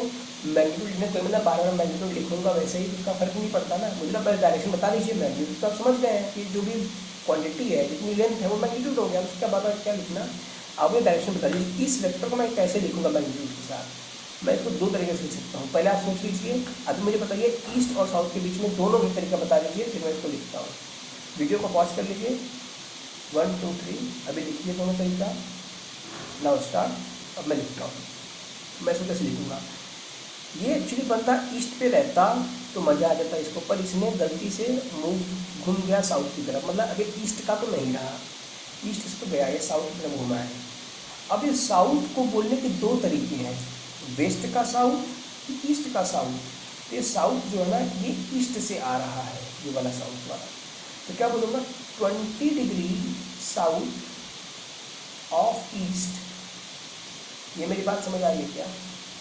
20 डिग्री साउथ में जाना है, किसका, ईस्ट का साउथ। ईस्ट के दो चीज़ है ना, ईस्ट का नॉर्थ भी है, ईस्ट का साउथ भी है। ईस्ट से किधर, साउथ में। साउथ की भी दो चीज़ें, हर चीज़ से दो चीज़ कनेक्टेड है यहाँ पे, तो बहुत ध्यान से समझना पड़ेगा। इसी चीज़ को मैं दूसरे तरीके से लिख सकता हूँ। अगर ये 20 डिग्री है तो पूरा तो एंगल 90 डिग्री होता है। ये वाला एंगल कितना हुआ, 70 डिग्री। 70 डिग्री हुआ ना। तो इसको दूसरे तरीके से क्वेश्चन में कैसे बोल सकता है, इसको दूसरे तरीके से क्वेश्चन में बोल सकता है कि बंदा, आपको क्लोजेस्ट पकड़ना है। पहले तो क्लोजेस्ट, जिस एक्सिस से जो लिंक्ड है ना, पहले उसको पकड़िए, फिर उसका देखिए किधर बेंड हुआ है तो उसके बीच में रिलेशन होगा, ठीक है। ये नहीं कि साउथ का बेस से रिलेट कर दूँ जबकि वेक्टर साउथ ईस्ट में है। ये बात समझ आ गई। वेक्टर ऐसे दे रखा था, साउथ ईस्ट का तो नाम ही नहीं लेना है, दे रखा तो गलत ऑब्वियस बात है। मेरा विश्वास मानिए ऐसे प्लेसेस आ रखे हैं, सिंपल कई बार वेक्टर दे रखा, उसमें भी नाम पूछ रखा है, ऐसे भी क्वेश्चन है। मैं दिखा दूँगा आपको मेरे से। इसको ढंग से समझ लीजिए। बच्चे रट के जाते हैं, किसी को समझ नहीं आता रट के जाते हैं, ऐसे नहीं पता क्या रटते हैं, उसमें उल्टा पुल्टा करते हैं। कोई लॉजिक समझ आ रहा है, लैंग्वेज को पकड़िए। साउथ ऑफ, ये साउथ और ईस्ट के बीच है। अगर ये बंदा इधर रहता सिर्फ और साउथ में तो काम सही रहता, पर इसने क्या किया, साउथ से ईस्ट में घूम गया। ये साउथ से ईस्ट में गया है ना, ठीक है। अच्छा अब रुकिए, अब ईस्ट में आया है, किसके ईस्ट में, किसके ईस्ट के दो चीज़ें ना, नॉर्थ से आया है, साउथ से आया है। साउथ से आया है ना, तो क्या बोलूँ, 70 डिग्री आया है ना, क्योंकि यहाँ पे तो 0 डिग्री है, यहाँ से 70 डिग्री ईस्ट में चला गया ना। क्योंकि साउथ से दो जगह जा सकते हैं ना, साउथ से ईस्ट में जा सकते हैं, साउथ से वेस्ट में जा सकते हैं। पर साउथ से ईस्ट में गया है 70 डिग्री, क्या बोलूँ, बोल सकता हूँ 70 डिग्री गया है ईस्ट में। ईस्ट में क्या, पर किसका ईस्ट, नॉर्थ का साउथ का, साउथ का। सिंपल, कितना आसान समझ आ रहा है। मतलब दो बार दो चीज़ों को पकड़िए, ईस्ट किसका, साउथ का। साउथ से किधर जा रहा है, वेस्ट में कि ईस्ट में, ईस्ट में जा रहा है, दिख रहा है। तो ईस्ट में गया है किसका, east of south, 70 degree east of south. I think यहाँ तक मेरी बात क्लियर है क्या। तो ऐसे ही भर भर के क्वेश्चन मैं दे रहा हूँ अभी, आपको प्रैक्टिस करते चलना है, इनको समझते चलना है। तो एक ही होगा। चलिए दूसरा बताइए। लेट अस अज्यूम मैं यहाँ पे एक वेक्टर बनाता हूँ 10 डिग्री। इसको लिखिए जरा फिर से, मैं बोल रहा हूँ प्रैक्टिस कराऊंगा, जो चीज़ इंपॉर्टेंट है उसके लिए प्रैक्टिस करेंगे हम लोग, ये इंपॉर्टेंट है, ये आता है एग्जाम में। तो जरा इसको वीडियो को पॉज करिए, फिर से दोनों फॉर्म लिखिए। फिर एग्जाम में कोई फॉर्म दे सकता है, एग्जाम में किसी को कर सकता है ना। हो सके एंगल तो ये दे दे, पर बोलते इसके रेस्पेक्ट में। तो ये नहीं बोला, सर ने बोला था क्लोजेस्ट, अरे क्लोजेस्ट के ऊपर एंगल का क्लोजेस्ट ना, एंगल 10 डिग्री नहीं बोल रहा। अगर एंगल बोला है 80 डिग्री, मतलब कई बार क्या होता है 10 डिग्री मैंने लिख दिया है, पर उसने नहीं, वो नहीं लिखता, वो 10 डिग्री लिखता है पर बात करता है 80 डिग्री की।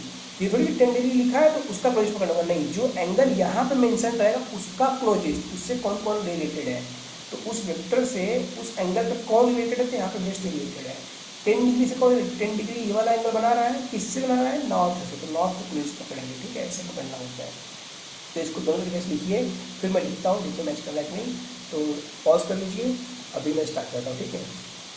तो मैं इसको इस फॉर्म में लिखूँ, इस फॉर्म में, कौन से फॉर्म में से, ये वाले, नॉर्थ से। तो 10 डिग्री के फॉर्म में लिखता हूँ। 10 डिग्री गया है, किधर गया है, नॉर्थ से वेस्ट में गया है ना, तो वेस्ट में गया है, तो 10 डिग्री गया है वेस्ट में, पर किसका वेस्ट? वेस्ट दो लोगों का है, साउथ का भी हो सकता है, नॉर्थ का भी हो सकता है। तो वेस्ट गया है वेस्ट ऑफ नॉर्थ का, नॉर्थ का वेस्ट गया है। अच्छा, ये आपको अगर समझ आ गया हो इसको मजाक मत समझिएगा कि आसान है, और नहीं समझ आया हो तो इसको समझने की कोशिश करिए कि आता है पेपर में। दोनों चीज़ें समझ आ गया तो इसका मतलब ये नहीं कि आएगा नहीं, और नहीं आ रहा तो ऐसा ये मतलब नहीं कि बकवास चीज़ है, इसको समझिए पेपर में आता है, नीडेड है। दूसरी का तरीका है 80 डिग्री फॉर्म में कैसे लिखो, 80 डिग्री। अब 80 डिग्री किधर? तो यहाँ पे तो क्लोजेस्ट वेस्ट है ना, वेस्ट से किधर गया? नॉर्थ में गया, तो नॉर्थ में गया है ना। अब नॉर्थ पकड़िए, नॉर्थ में गया है, जिधर गया है उसको लिखेंगे, नॉर्थ में गया है। नॉर्थ में तो गया है, पर किसका नॉर्थ अभी? क्योंकि अब इसको नहीं पता कि 80 डिग्री नॉर्थ किधर का है। 80 डिग्री नॉर्थ इधर से, वेस्ट से भी हो सकता है, ईस्ट से भी हो सकता है ना। मैंने कराया था, ईस्ट नॉर्थ वाला कराया था। क्या लेना पड़ेगा कि नॉर्थ तो आया है, लेकिन इस बार ईस्ट का नहीं, वेस्ट का। 80 degree north of west, 80 degree north of west. I hope यहाँ तक क्लियर है, आई होप यहाँ तक क्लियर है। मैं एक और क्वेश्चन लिखता हूँ, मैं क्वेश्चन से बिल्कुल वो नहीं होगा।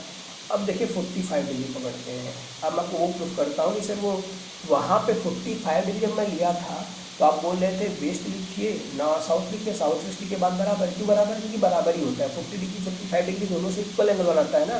तो 45 डिग्री पंगा नहीं है। कैसे पंगा नहीं है? अगर मैं इसको लिख क्या लिखूँगा, इसको वेस्ट से साउथ में गया है तो 45 डिग्री गया है ना, तो 45 डिग्री गया है तो वेस्ट से किधर गया है? साउथ में गया है।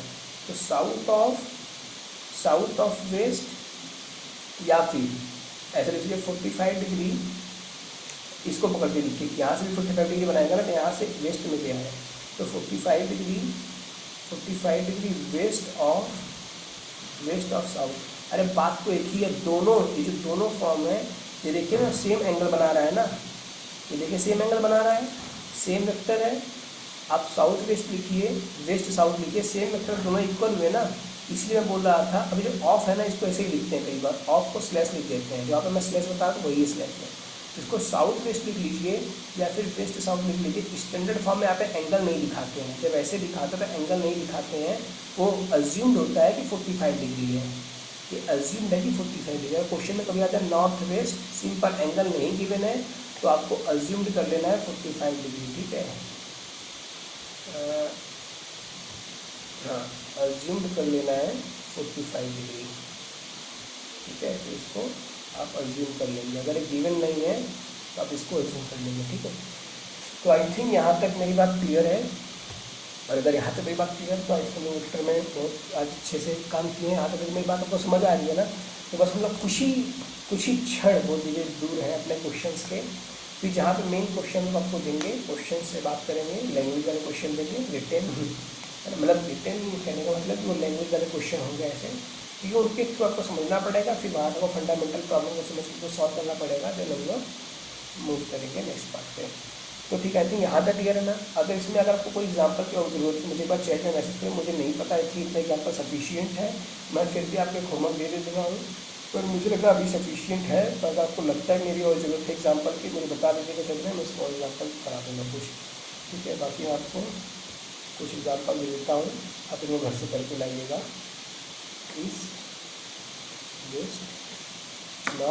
और सर बताऊँ ना कि इस पूरे लेक्चर में अभी जो मैं ये लेक्चर ले रहा हूँ, इसमें अभी जो मैं क्वेश्चन लूँगा वो भी इतने इंपॉर्टेंट है, क्योंकि वो क्वेश्चन एग्जाम में नहीं आते, वो आपके माइंड को डेवलप करने के लिए, फंडामेंटल स्ट्रॉन्ग करने के लिए क्वेश्चन लूँगा। वो क्वेश्चन एग्जाम में नहीं आते, क्वेश्चन एग्जाम में अच्छे आते हैं, पर ये जो पार्ट है एग्जाम में आता है, मैं लिख देता हूँ, ये आता है एग्जाम में, ठीक है। मतलब अभी जितना मैं इस लेक्चर में भी पढ़ाया आपको कोऑर्डिनेट है, कोऑर्डिनेट से वेक्टर फॉर्म एग्जाम में आएगा, पर ये जो मैं करा रहा हूँ ये एग्जाम में आता है। तो अभी तक जो सबसे अच्छा पार्ट जो हमने बोला था सीरीज से स्टार्ट करिए, तो वो यहाँ से स्टार्ट हो चुका आपका, तो ये आपका आता है एग्जाम में, इसको कर लीजिएगा। तो कुछ एंगल दे दे रहा हूँ, आप इसको करके लगाइएगा 70 डिग्री, इस वेक्टर को लिखिएगा, और 30 डिग्री इस वेक्टर को लिखिएगा। इनके दो फॉर्म होंगे, इनके भी दो फॉर्म होंगे, लिख दीजिएगा। बोले तो मैं नीचे लिख देता हूँ, आप इसको देखिए मत, आप पहले प्रैक्टिस करिए फिर इसको सॉल्व करिएगा, ठीक है। वही तो बात हो जाएगी फिर, ठीक है। तो मैं कर लेता हूँ, क्योंकि मैं छोड़ दूँगा तो फिर आई थिंक लेक्चर अभी लाइव तो है नहीं, फिर उसके नेक्स्ट में आपका डाउट आ जाए, मैं उसको ना लेता हूँ। तो मैं उनको दूसरा लिख सकते हैं क्या, मैं समझा नहीं रहा अभी, आप इसको चेक कर लीजिएगा, ठीक है। तो ये 70 डिग्री जा रहा है नॉर्थ में, ईस्ट का, ओके।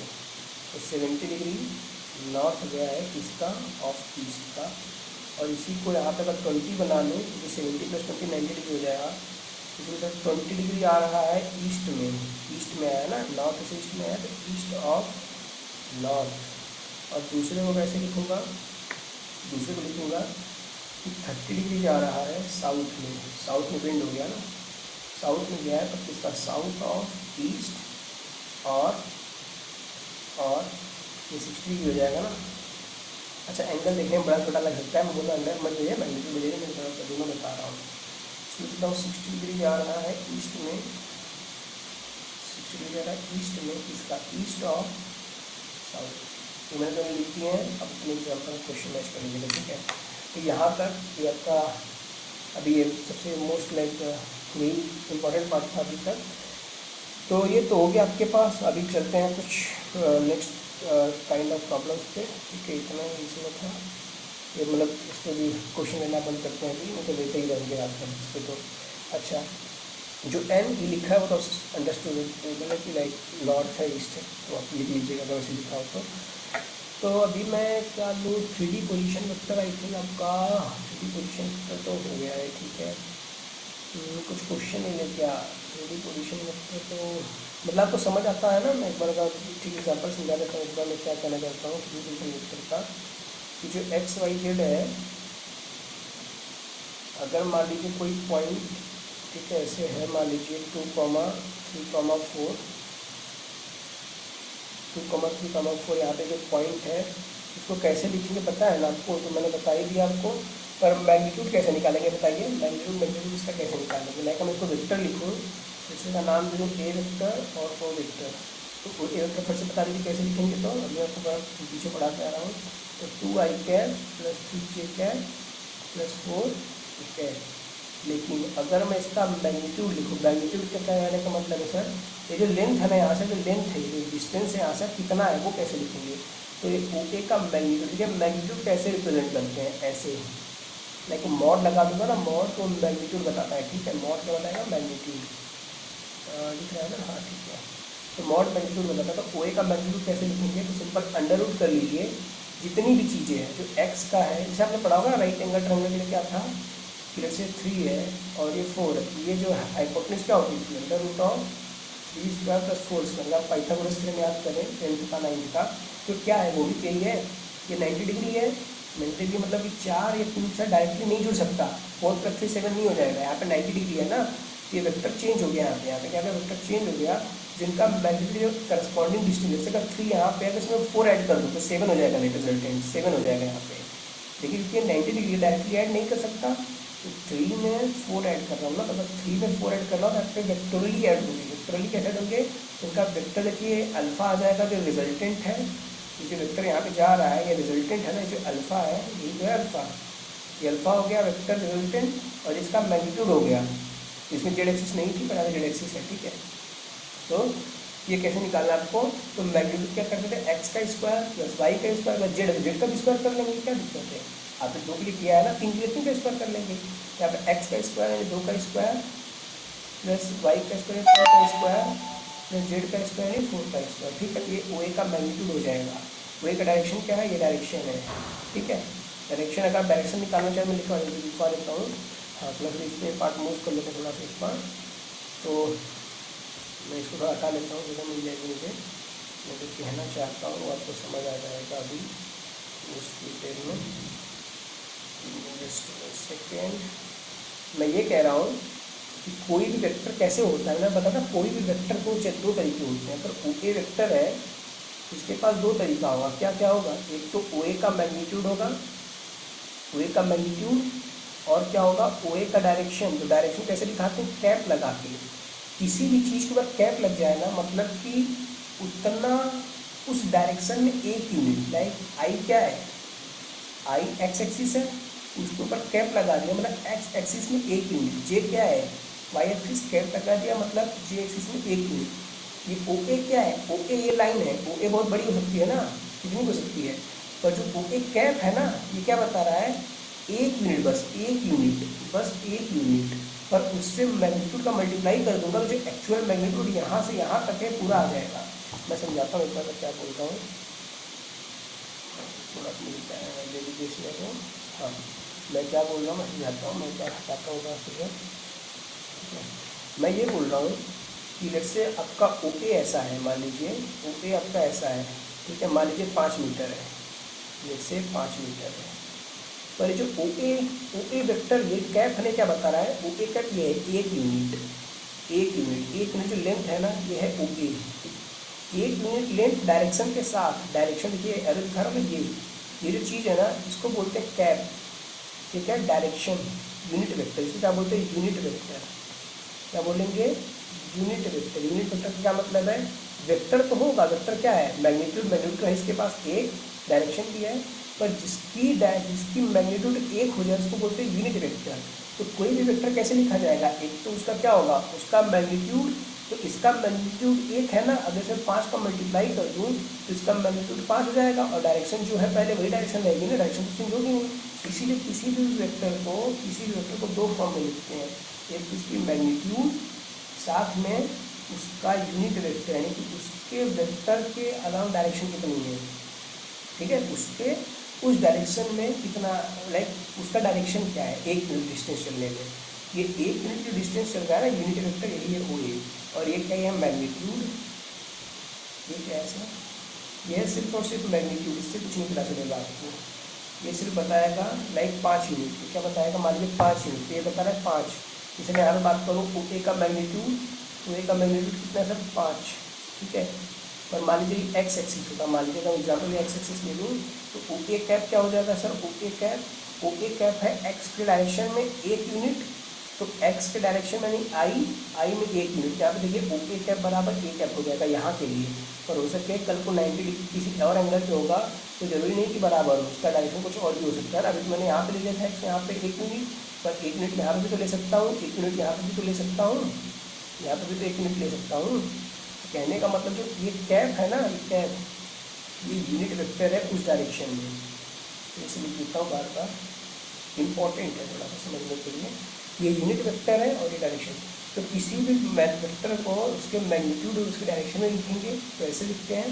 तो मैं जो आपको बता रहा था, क्या बता रहा था वहाँ पर मैं, कि ये जो यहाँ पे जो वेक्टर लिखा है मैंने अभी 2 3 4 5 2 3 4 वाला, तो मैं पूरा समझा रहा था कि लेटर्स जो मेरे पास यहाँ पे वेक्टर है, ठीक है, एक्स वाई जेड, और जो ये पॉइंट है मान लीजिए ए बी बोल देता हूँ आपको, ए तो मैंने एग्जाम्पल नहीं लिया है, जैसे 2 3 4 बोल देता हूँ इसको 2 3 4,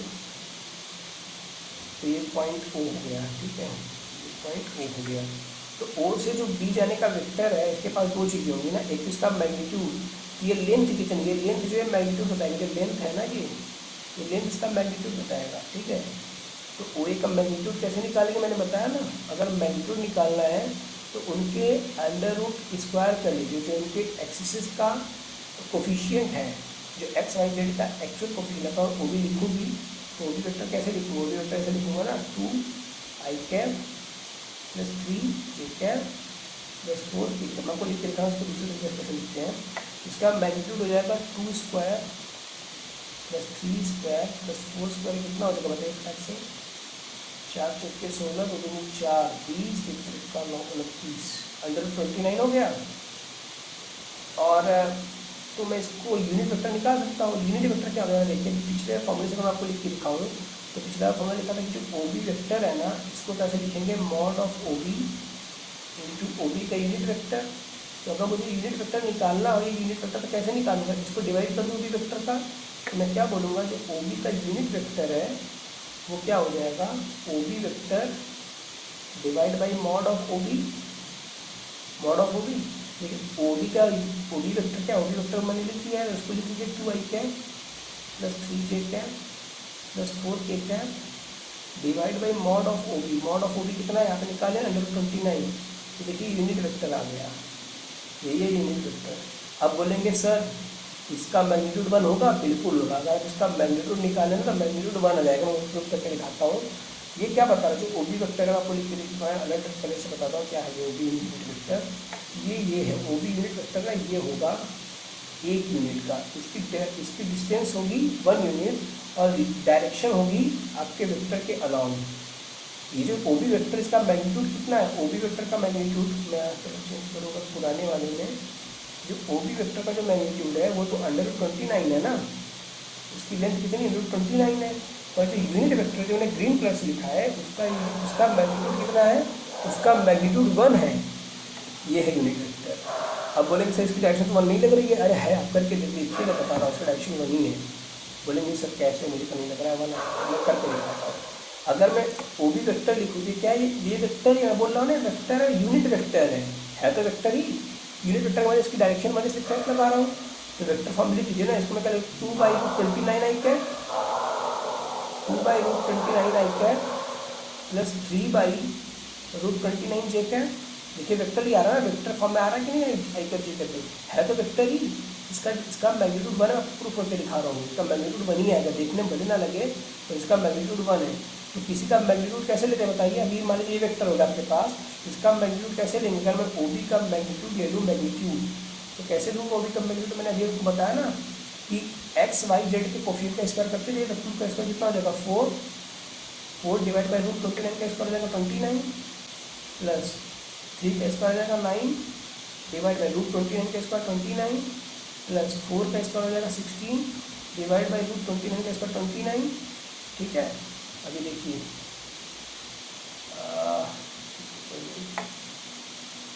29, तो अगर इनको सम करके एलसीएम ले लीजिए, नीचे √29 कॉमन आ जाएगा सब में, ऊपर ऐड कर लीजिए 16 + 4 20 + 9 29, 29 से 29 गया क्या 1 आ गया, यही मैं आपसे बोल रहा था। देखने में भले ना लगे कि इसका मैग्नीट्यूड 1 है, तो इसका मैग्नीट्यूड 1 ही है। आगे क्या बात समझ में इम्पॉर्टेंट है, आपको एक बात समझ आनी चाहिए। इम्पॉर्टेंट ये नहीं है कि इसका वो है, ये बात समझ आनी चाहिए। जो ओ बी है ये क्या बता रही है, यूनिट वेक्टर बता रहा है। यूनिट वेक्टर का क्या मतलब है, जिसका मैग्नीट्यूड 1 हो। यूनिट वेक्टर क्या होता है सर, जिसका मैग्नीट्यूड 1 हो। मैंने आपको प्रूफ करके दिखाया, ठीक है, मैग्नीट्यूड कितना होगा 1, ये मैंने आपको प्रूफ करके दिखाया। और अब आप इसको याद रखेंगे, ठीक है, आप इसको क्या करेंगे, याद रखेंगे कि मैग्नीट्यूड इसका क्या होता है 1 होता है। ये लग रहा है क्या, ये लगा देता हूँ यूनिट वेक्टर। तो यहाँ तक मेरी बात क्लियर हो गई क्या, मैं क्या बोल रहा हूँ, तो देख लीजिए यहाँ तक इम्पोर्टेंट है कि मैंने कैसे क्या रिवाइज करवा देता हूँ। मैंने क्या किया, ओ बी वेक्टर लिया, मैंने आपको वेक्टर्स पहले कोऑर्डिनेट लिखना दिखाया, कोऑर्डिनेट लिख के फिर मैंने आपको उस कोऑर्डिनेट को वेक्टर फॉर्म में लिखना सिखाया। अब उस वेक्टर फॉर्म में लिखना सिखाया था, फिर मैं आपको एक नेक्स्ट स्टेप ले गया, जहाँ पे मैंने आपको, मैं कैमरा ऑन कर लेता हूँ,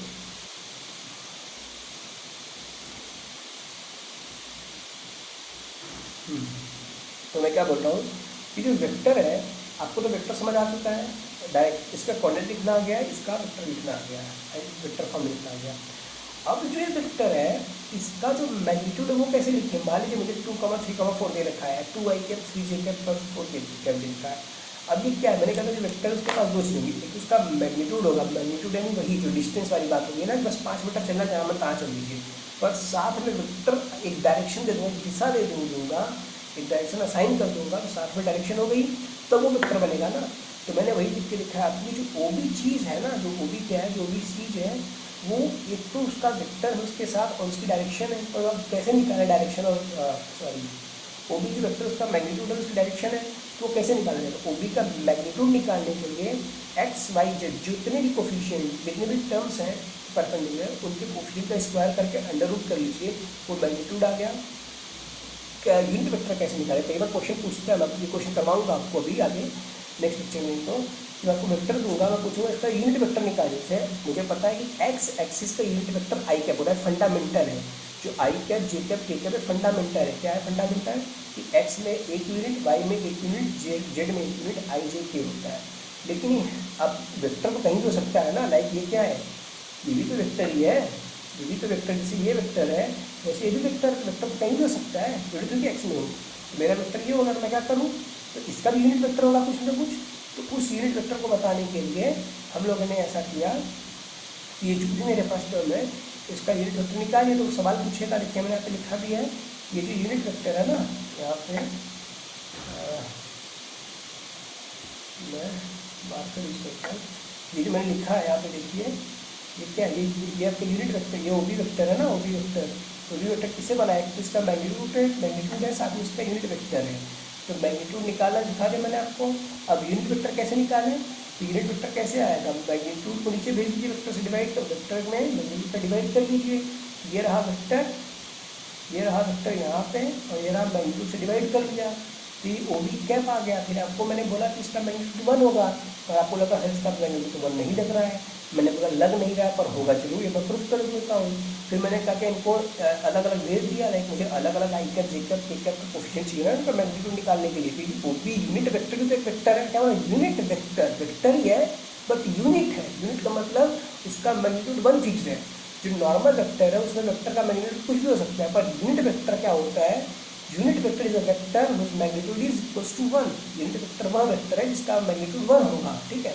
तो यहाँ पे 2/20 नहीं करिए, आई कैप का कोफिशिएंट, जे कैप का कोफिशिएंट, के कैप का कोफिशिएंट, इनका कोफिशिएंट निकाल के मैंने सिंपली क्या किया, इनको मैंने मैग्नीट्यूड के लिए क्या कर लिया, स्क्वायर कर करके ऐड कर लिया। फिर मैंने आपको प्रूफ किया, देखिए वैल्यू 1 के बराबर आ रही है। आई बात समझ में, ये लाइन बहुत इंपॉर्टेंट है। यूनिट वेक्टर क्या है सर, यूनिट वेक्टर है जिसका मैग्नीट्यूड 1 होगा, ये आपको बहुत अच्छी पता होना चाहिए, ठीक है, ये इंपॉर्टेंट है। इसके बाद नोट्स निकाल लीजिएगा अपने। तो ठीक है, आई थिंक यहाँ तक तो हो गया। अभी चलिए आपको एक क्वेश्चन करा देता हूँ, देन हम क्वेश्चन करेंगे नहीं ओवरऑल, नेक्स्ट लेक्चर में क्वेश्चन करेंगे, ठीक है। अभी क्वेश्चन नहीं इतना खास करेंगे, हम लोग क्वेश्चन स्टार्ट करेंगे ओवरऑल नेक्स्ट लेक्चर में। मैं फिर कहते हैं एक एग्जाम्पल एक भी दिखा देता हूँ क्वेश्चन कैसे आएंगे, ठीक है। चलिए मुझसे लिख देता हूँ, फिर एक अच्छा सा नाम बताइए आप। राकेश राम, चलिए ठीक है, कोई भी नाम ले लेते हैं, क्या नाम लीजिए, एक अच्छा सा नाम बता दीजिए भी आप लोग। लाइक क्या ट्रेनिंग का नाम ले लूँ, क्या करूँ, चलिए लिखता हूँ, राम को ले लेता हूँ, राम, ठीक है। Ram is running, Ram is running with speed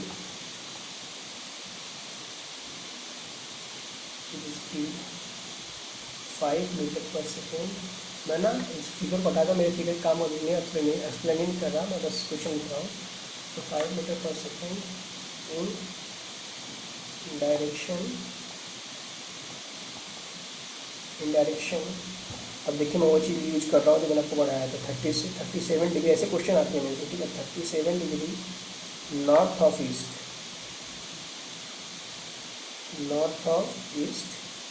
express velocity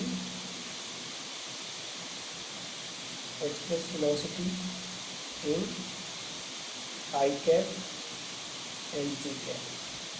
यही बात समझ में, मैंने आपको नॉर्थ और वो दे दिया। अब मैं बोल रहा हूँ कि आई कैप जे कैप में इनकी मैग्नीट्यूड लिखना बताइए, ठीक है। अब मैं ऑन कर लेता हूँ। तो क्वेश्चन आपने देख लिया, आप कॉपी लिख दीजिए, ठीक है। मैं अभी ऑन करता हूँ, क्वेश्चन और कट जाएगा, ठीक है। तो क्या था कि जो राम थे, ठीक है, वो अपना like 37 degree 5 metre per second को बनाइए पहले। इसको क्या करिए, एक सोल्यूशन करवा देता हूँ आपको, दिन में नेक्स्ट क्वेश्चन अगले मिलूँगा, काफ़ी जल्दी हो जाएगा नहीं तो, ठीक है। तो क्या करें, पहले ईस्ट वेस्ट नॉर्थ साउथ बना लीजिए ऐसे क्वेश्चन के लिए। ये हो गया ईस्ट, ये हो गया वेस्ट, ये हो गया नॉर्थ, ये हो गया साउथ। तो 5 मीटर पर सेकेंड, तो 5 मीटर का मैग्नीट्यूड हो गया, 5 मीटर पर सेकेंड मैग्नीट्यूड है ना। डायरेक्शन पर बता रहा है, डायरेक्शन ये देखिए, इन द डायरेक्शन, ये डायरेक्शन के बोल दिया मैंने, डायरेक्शन इसके बाद बताएगा 37 डिग्री नॉर्थ ऑफ ईस्ट। अब बताया, आप खुद सोचिए कहाँ होगा ये 37 डिग्री नॉर्थ, किसका, ईस्ट का। ईस्ट यहाँ पे है, ईस्ट का नॉर्थ इधर है, तो यहाँ पे 37 डिग्री। आई बात समझ लो, इसीलिए मैंने आपको वहाँ पर ढंग से पढ़ाया था वो वाली चीज़ें। तो ये ऐसे क्वेश्चन एग्जाम में आएंगे। ये 5 मीटर पर सेकेंड मैग्नीट्यूड, अगर मैग्नीट्यूड यहाँ पर लिखूँ 5 मीटर पर सेकेंड, तो 5 metre per second magnitude 37 degree इस एंगल पे। अब बताइए कि एक्चुअल में इसका कंपोनेंट आपको पता होगा, कंपोनेंट कैसे लेते हैं सर, कंपोनेंट क्या होता है, कंपोनेंट अपने पढ़ा है अपने कंपोनेंट लाइक अगर कोई वेक्टर है मान लीजिए, अच्छा मैं पहले आपको कंपोनेंट बता देता हूँ ना। एक बार कंपोनेंट पढ़ लीजिएगा। आई थिंक आप पढ़े नहीं है कंपोनेंट अभी तो। मुझे मतलब कहाँ कंपोनेंट पढ़ लेंगे। लेट से जितना भी मैग्नीट्यूड है ना, मान लीजिए एक्स मैग्नीट्यूड है, ये एक्स एक एक्सिस नहीं है, एक्स मैग्नीट्यूड है, मान लीजिए 5 6 7 जो भी होगा, और एक थीटा है। तो कभी भी ट्रायंगल होगा, ट्रायंगल राइट एंगल ट्रायंगल, तो उसमें जो राइट एंगल ट्रायंगल जो ये चीज़ है ना, ये वाली चीज़, ये थीटा के साथ वाली कॉस थीटा आएगी। थीटा के साथ वाली क्या आएगी सर? Cos theta.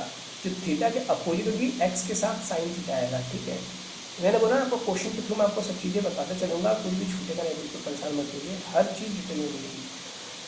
तो x cos theta sine theta क्या है, अब आपको याद कराता हूँ। ये पहली बार पढ़ रहे हो तो आपको नहीं याद होगा, आपको याद करने ट्रिक बताता हूँ, बाकी जो पढ़ रहे हो उनको अच्छे से बताऊँगा। कॉस थीटा, कस मतलब टाइट, कसना मतलब समझे, टाइट टाइट टाइट मतलब कसना, फिट करना, टाइट करना। आई थिंक अगर जो हिंदी मतलब जो लोकल लैंग्वेज पता होगा, टाइट कसना, कसना। तो x के साथ जो कसा हुआ होगा, टाइट होगा, जो फिक्स्ड होगा, जो पास होगा, टाइट यानी जो पास होगा, तो x से जो नियर होगा, नियर कौन सा एज है, ये वाला एज है ना, तो x के थीटा के साथ जो होगा वो x कॉस थीटा बनेगा, जो दूर होगा वो साइन थीटा बनेगा। बताइए, ये याद रहेगा। अगर आपको ये चीज़ पता है तो 100% आगे आपको कोई दिक्कत नहीं आएगी। ठीक है, एक चीज़ ये, दूसरी चैप्टर को फंडामेंटल पता हो जाना चाहिए। एक अपने से 10th में अपने 5 ट्रिग्नोमेट्रिक रेशियोज पढ़े थे ना, 5 पता ना, 0 30 डिग्री ऐसे करेगा, 40 55 45 90 60 पढ़ा था ना, 5 ट्रिग्नोमेट्रिक रेशियो। एक ट्रिग्नोमेट्री मेरी तरफ से फिजिक्स के लिए अभी इस चैप्टर में इंट्रोड्यूस कर लीजिए। मेरा विश्वास मानिए, मैथमेटिक्स फिजिक्स केमिस्ट्री हर जगह, तीनों जगह काम आएगा। फिजिक्स में तो हर एक इंस्टेंट में इसमें क्वेश्चन लूँगा, इनफैक्ट मैं नहीं चाहिए भी क्वेश्चन आता है इसी एंगल पे। तो एक नया ट्रायंगल है, एक ट्रायंगल इंट्रोड्यूस कर रहा हूँ मैं, इस ट्रायंगल को याद रखिएगा।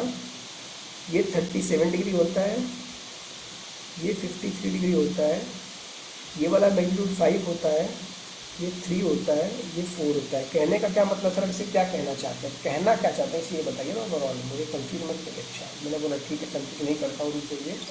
कहने को आपको बस एक ट्रायंगल में समझाना चाहता हूँ जिससे आप वैल्यू निकाल पाएंगे। जैसे अगर मैं बोलूँ कि cos 37 कितना होता है, तो cos 37 को याद होना चाहिए। आज के बाद आपको cos 37 क्या होना चाहिए, याद होना चाहिए। मैं इसकी भी ट्रिक बताऊँगा कैसे याद करना है। मैं हूँ तो चिंता मत करिए, रटने नहीं दूंगा, पूरा लॉजिक दिया जाएगा। 37 पे सुन लीजिए, मैं आपको बताता हूँ। cos 37 यानी कि बेस अपॉन हाइपोटेन्यूज होता है ना cos का, तो बेस कौन है, बेस 4 है, तो 4, हाइपोटेन्यूज कौन है 5। ये आपको याद होना चाहिए। मैं भी याद कराता हूँ आपको। जैसे आपने 5 ट्रिग्नोमेट्रिक रेशियो पढ़े थे ना 10th में, हर जगह यूज आता था ना sin 60, अभी कितना हमने यूज किया sin 60 cos 30। तो ऐसे ही 37 33 स्टैंडर्ड एंगल है जो कि हमारे बहुत काम आएगा। इसी तरीके से अब cos 37 का cos 53 डिग्री निकल जाएगा। पर ठीक है, cos 53 डिग्री कितना हो जाएगा बताइए, cos 53 डिग्री हो जाएगा बेस अपॉन हाइपोटेन्यूज। इसके लिए 53 डिग्री बेस कौन है, बेस हो जाएगा 3 अपॉन हाइपोटेन्यूज 5, ये होगा ना। ठीक है, सिमिलरली साइन के भी हो जाएगा ना, साइन 37। तो ये क्वेश्चन है उसी के पेज है।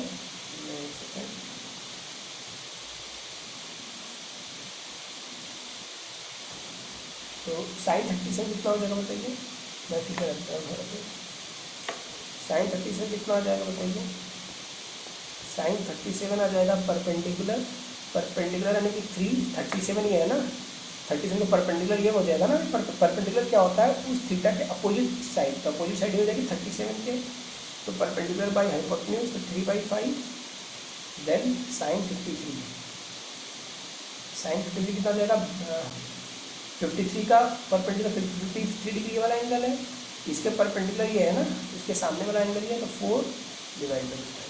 ये ट्रायंगल आपको ये 37 और 53 डिग्री, 37 डिग्री 53 डिग्री, आज से एक नए एंगल इंट्रोड्यूस कर लीजिए अपनी ज़िंदगी में।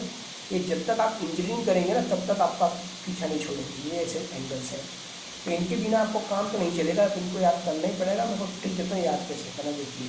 नीचे 5 5 5 तो हर जगह फीस होती है, तो याद नहीं करना है, नीचे तो 5 आना ही आना है। अब सुनिए, अगर साइन है तो साइन को समझ लीजिए, कॉस का उसका उल्टा हो जाएगा। साइन क्या, साइन 37, देखिए 5 3 4 5 एक सीक्वेंस नंबर है क्या, 3 4 5 एक सीक्वेंस नंबर है, सीक्वेंस वाइज 3 4 5 अल्टरनेट नंबर है।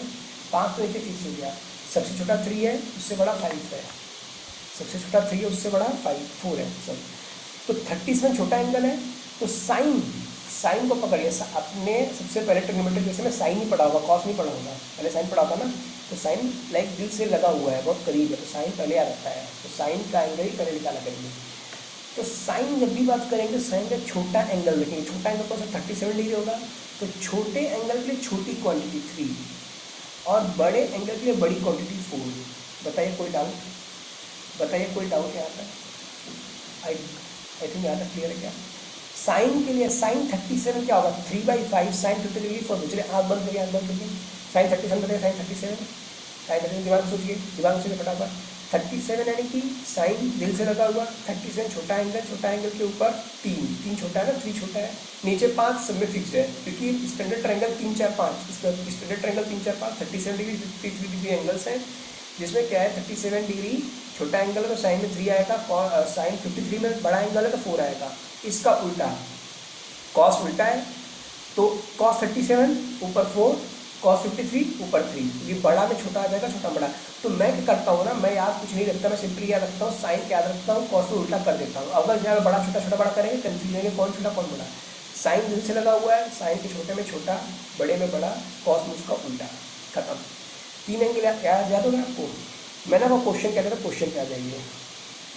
मैंने आपको एक क्वेश्चन दिया था ये वाला अभी, इसमें मैंने दिया था कि Ram is running with speed 5 metre per second. देखिए 5 वाला ये स्टैंडर्ड ट्रायंगल वाला आ गया और 37 डिग्री की स्टैंडर्ड ट्रायंगल आ गया।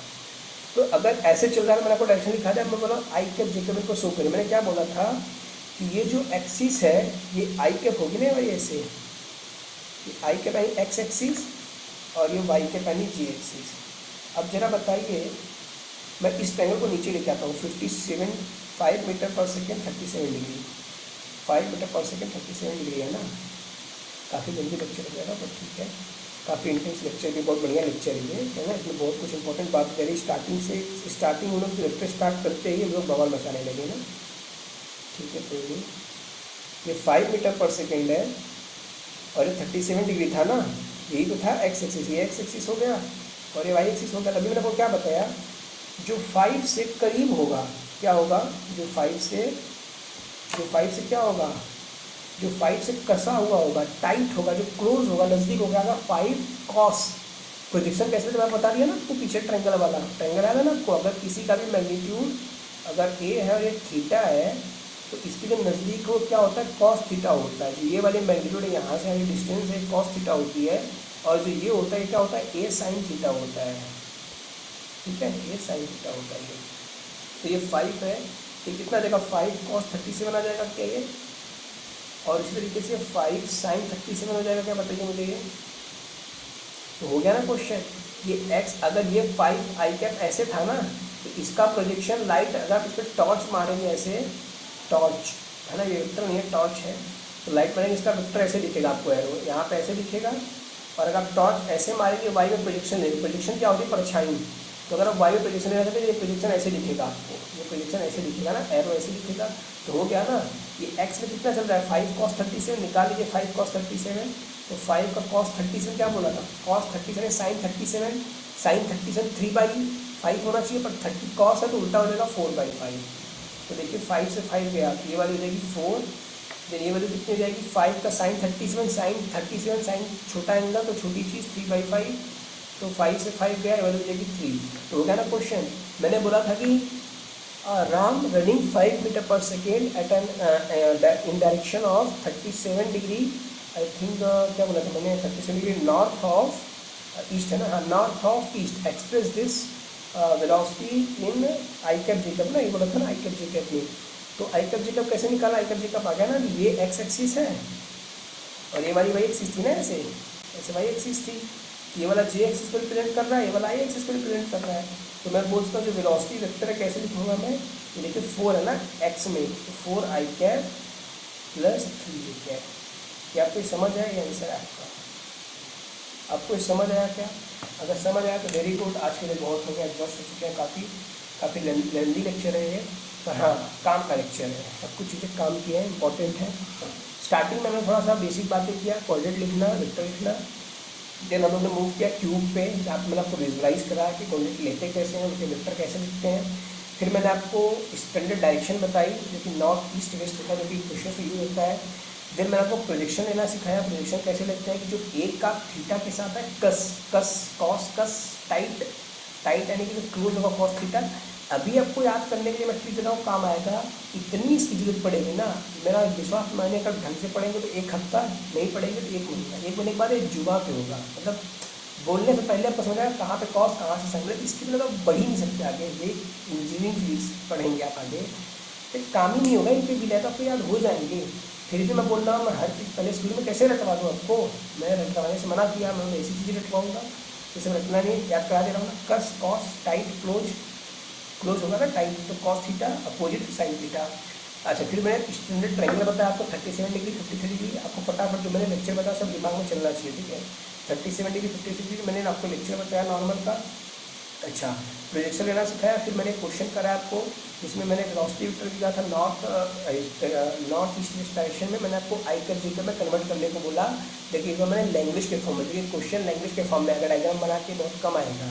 हालांकि जो ऐसे क्वेश्चन है तो लैंग्वेज भी आएगा, बाकी डायग्राम बना के आगे जो एनालिटिक के क्वेश्चन अच्छे हैं वो डायग्राम बना के आगे। तो आई थिंक यहाँ तक बढ़िया है। नेक्स्ट क्वेश्चन है, नेक्स्ट लेक्चर में करेंगे। यहाँ तक आई थिंक तब तक आप भी थक चुके होंगे, भी काफ़ी लेंदी लेक्चर है पर बढ़िया लेक्चर था, मज़ा आ गया।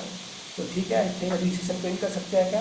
आपके कोई डाउट हो तो आप चैनल पर कमेंट कर दीजिएगा, मैं उसको ले लूँगा, ठीक है। तो बस ठीक है, फिर आज के लिए इतना ही। फिर मिलते हैं कल नए वीडियो के साथ, नए लेक्चर के साथ। कल से हम लोग क्या करेंगे, कल से हम लोग स्टार्ट करेंगे, यही स्टार्ट करेंगे, क्वेश्चन लेंगे, फिर कुछ नई चीज़ें भी अब देखते हैं, बहुत कुछ है, तो आगे बढ़ेंगे, अच्छे से थोड़े क्वेश्चन लेंगे, ठीक है। तो ठीक है, फिर तब तक पढ़ते रहिए। Best of luck, Radhe Radhe सबको, ठीक है। और ओके, ठीक है, अगर वीडियो अच्छी लगी तो लाइक सब्सक्राइब कर लीजिएगा, ठीक है। ठीक है, फिर ओके।